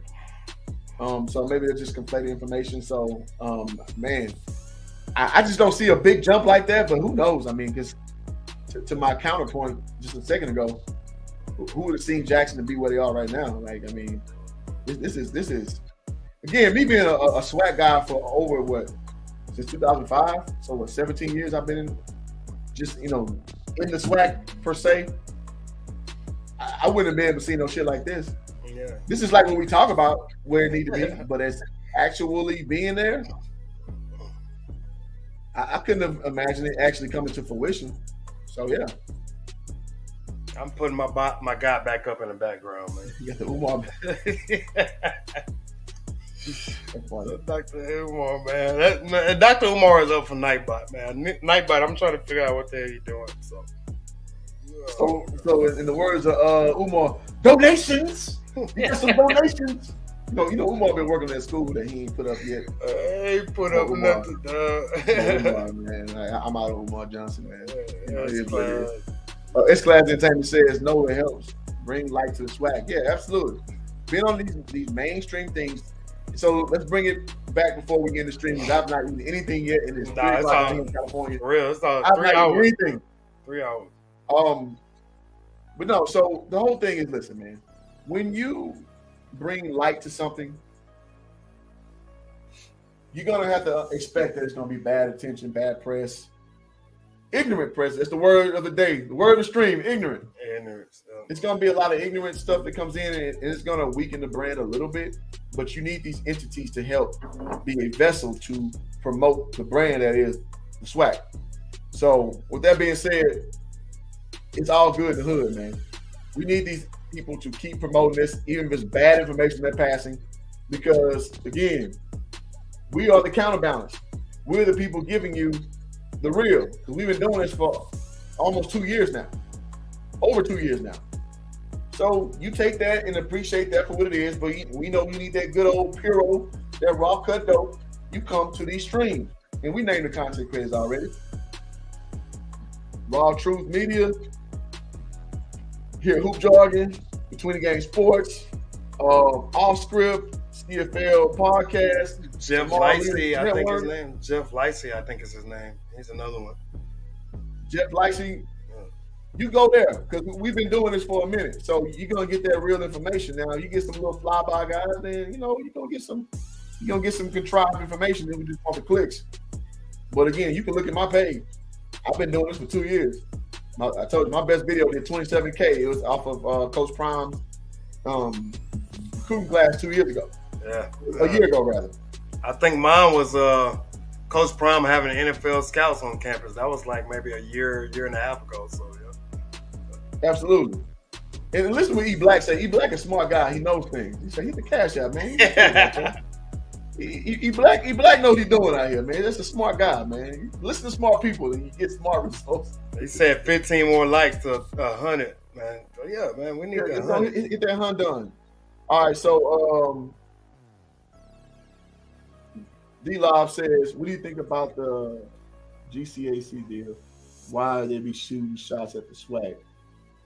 You got him with that abbreviation. I'm not sure. Yeah. Well, I don't know the abbreviation, but I'll answer this from the SWAC side because Golden Corral. Shit. Golden Corral appetite. Community. shit. Quincy. I can use a Golden Corral right now. I love that. Golden Corral's top notch. That and Punchos, though. Goddamn. Oh, shout man. out to Punchos, man. I'm giving Punchos one of those. I love Punchos, man. But I would say, man, because it's the hottest thing smoking right now, because Jackson State is in the conference, so it's the hottest thing smoking. So there's hate amongst all conferences, man. Like everybody always like, man, y'all need to support the Big 12, or y'all need to support SEC. But a lot of those schools hate each other on the low. Like it is what it is. But once it gets to like in basketball terms, in March Madness. If an SEC schools, 3 SEC schools get to a round of 32 or something, or the Sweet 16, then you hear everybody saying, oh man, SEC is this and that. But truthfully, and in the fact of the matter of things, the haters, just like when I used to do AAU when I was living in Houston, Dallas and Houston teams did not get along. But when those organizations went to Vegas for the summer, you'll see a Dallas team or a Dallas coach, but hey man, Texas is in the building. Like now it's just an association. So it is what it is, man. All right. No, it's straight up. I mean, it's mutual interest when the interest is to be mutual. Yeah. Jamie Reed says, I really love Sports Illustrated cover with Prominence, Son, and Travis. It's good coverage due to the city going through a water crisis, put us in a good spotlight and bring in money. Hey, there you go. Let me bring it back for you since you love it. Let me bring it back. There you go. There you go. Straight up. Let's see. Yeah, like E Black say, hit the cash out, man. See Frank's 11. I like good comments. HBCU pass is nice, but they need big production. ESPN looks good. All these small time media companies need to get their weight up. They come in looking like high school. That's fair. That's fair. If you're spending your good money, man, that's fair. Gulf Coast Atlantic Conference deal with HBCU League. Okay, got you. No, it's a good thing. It's a good thing. All right, so Mad Dog says, weird title. Why would it hurt? Of course it helps. Deion has changed the total look of HBCU. There's no Jackson State media dumbass question. Well, no, so actually, I addressed this in my preamble earlier. It's not a dumbass question because there are some people who don't like grifters into the HBCU experience. Some people think that if it's not a black audience, that is taken away from the brand. But that's why I asked the question. And then moreover, Swac Buzz, shout out to Swac Buzz, my guy, he was making a comment that 24/7 Sports, the way they reported was like disingenuous, and they should have been talking about Shador. So basically, there's an undercurrent of opinion that we want to be pure HBCUs to blacks, and my retort is, we got to understand and accept that other people are going to come in and patronize what we do out here. What we present.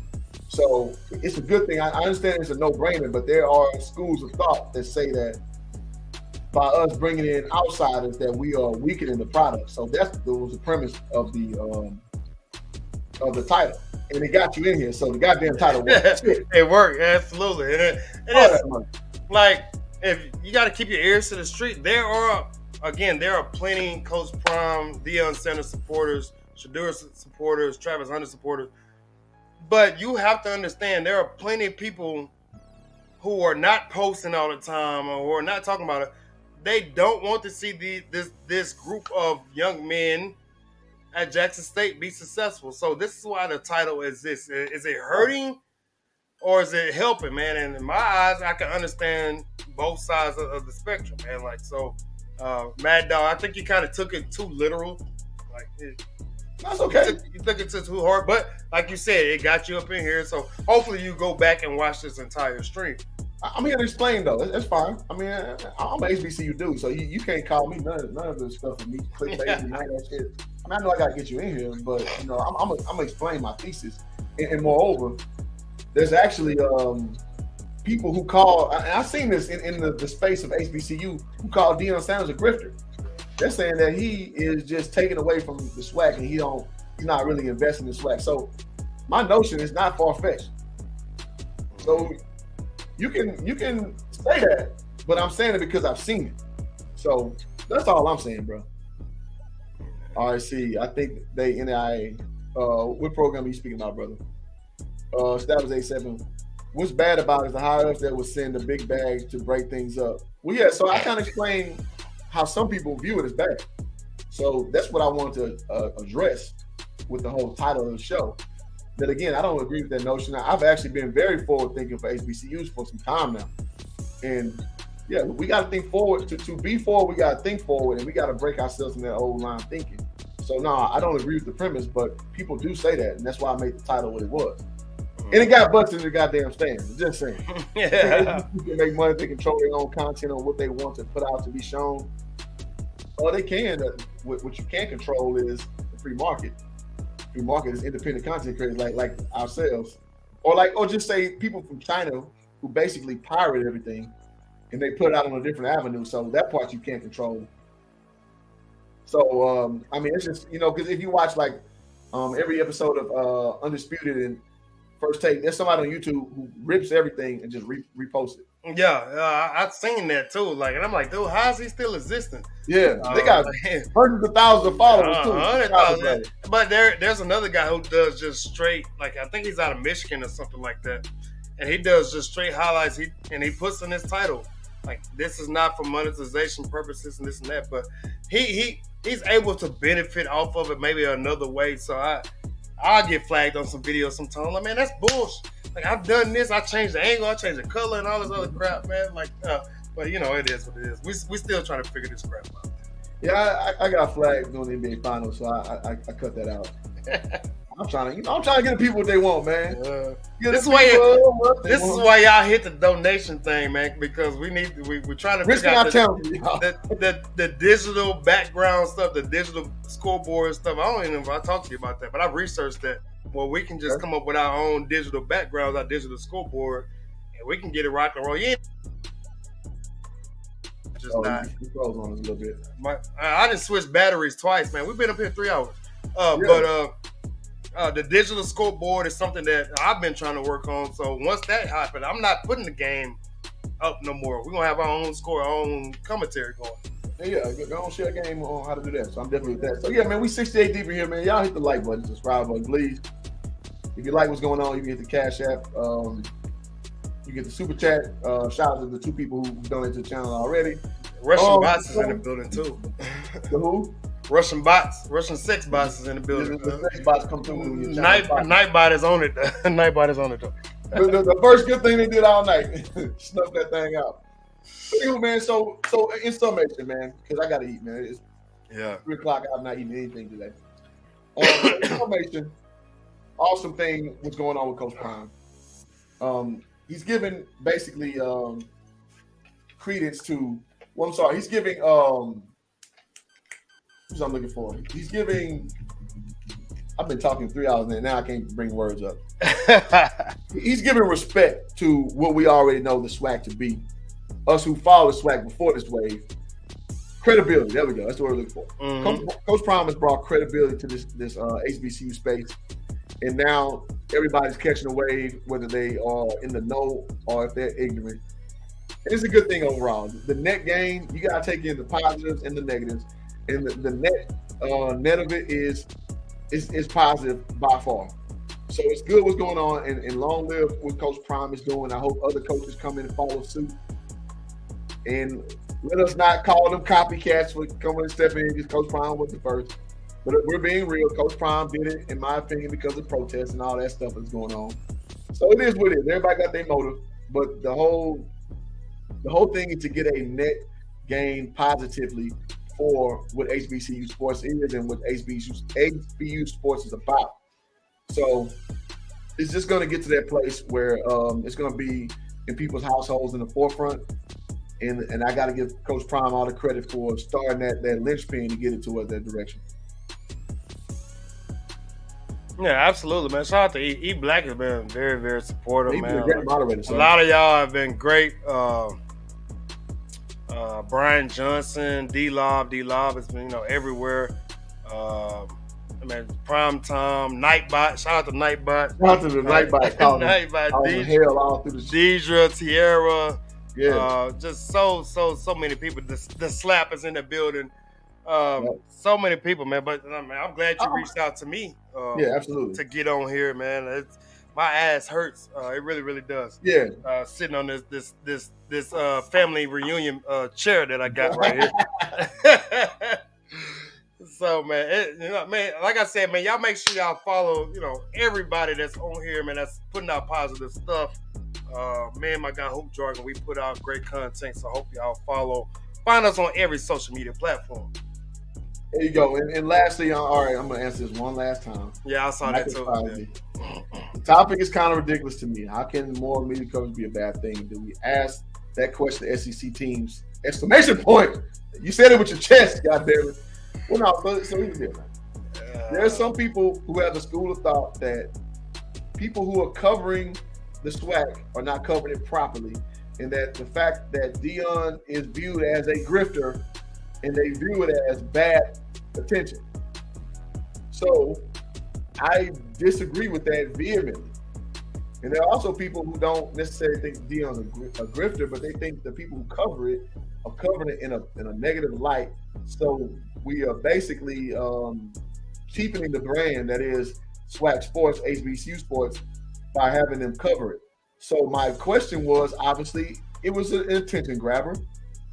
But the whole thing is like, the premise is nothing wrong with that at all. And in my last reference point, white dude goes to the SWAC championship game because Coach Prime says, I want everybody in Mississippi to come. He goes there, he has the time of his life, he leaves with a J hat. He had a great time. There are people who said that we shouldn't be letting white people come to our stuff. We shouldn't be letting people experience the HBCU experience. This for us. This is what people say. So that's why I made this stream, because there are people, believe it or not, who have the school of thought that this is not for everybody. And what I am saying, to your point, sir, is that is ridiculous, because the more people, the better, the more money. So that's why I made the stream. Napoleon Dynamite voice. Gosh. But if it's early, man, we cover that, but I get it. You trickling. Yeah. It is what it is. All right, so I think HBCU need to work on production for what they do best, HBCU experience bands and all. Well, I think everybody knows about the bands already. I think the football needs to be accentuated more, which I think that has been going on lately. And that's because that's the brass tacks. If we look at any other conference not named the MEAC or the SWAC, nobody gives a shit about the band. It's about the product on the field. So the production, needs to be better there, and I think it's moving that direction. We think the SWAC on EA Sports. Yeah, the SWAC has been on EA Sports games before. I'm actually on one of the games. I don't feel like going over to my little crate, but it's like 2007, 6, somewhere in there. Yeah, so I'm on the game. March Madness and Prairie on there. So now SWAC school's been on the game. MEAC school as well. We think about SWAC. Okay, you said. Yeah. And eBay has a good point. Man, I appreciate it, man. So all right, so. Guys, it's been a great stream, man. I didn't think we'd go 3 hours. 3, man. 3-piece, no biscuit. 3-piece, no biscuit, dog. No taste. So hit the like button on the way out, guys. Hit the subscribe button. I hope y'all tune in, to next time we cover the SWAC. I got many. Y'all look on my tab. I got SWAC videos or HBCU videos. I've been chronicling this whole thing for 2 years. My guy Will been chronicling this thing for 2 years. So y'all support independent media, man. We are needed. Because everybody's gonna jump on the wave, everybody gonna jump on the bandwagon. So just know the OGs who've been talking about this for a little minute, because it's important that you get the real information. As we covered that 24/7 broadcast, they were getting information like wrong, like they were just guessing. Not a real team is what they said. Oh, it feels like a real football team. Like, come on, you don't listen to somebody who don't even respect the program as a real team. On inception, come on, man. What are we talking about? So, anywho, this is all we got. Will, you got anything before we depart? Man, I got nothing really, man. Y'all just make sure and stay tuned, because there's about to be some big news drop from the both of us, and y'all don't want to miss it, man. Both BOF. Both of them, two of them, as my boy used to say when he hit a 3 back in the HBE. Two of them. Y'all be easy, man.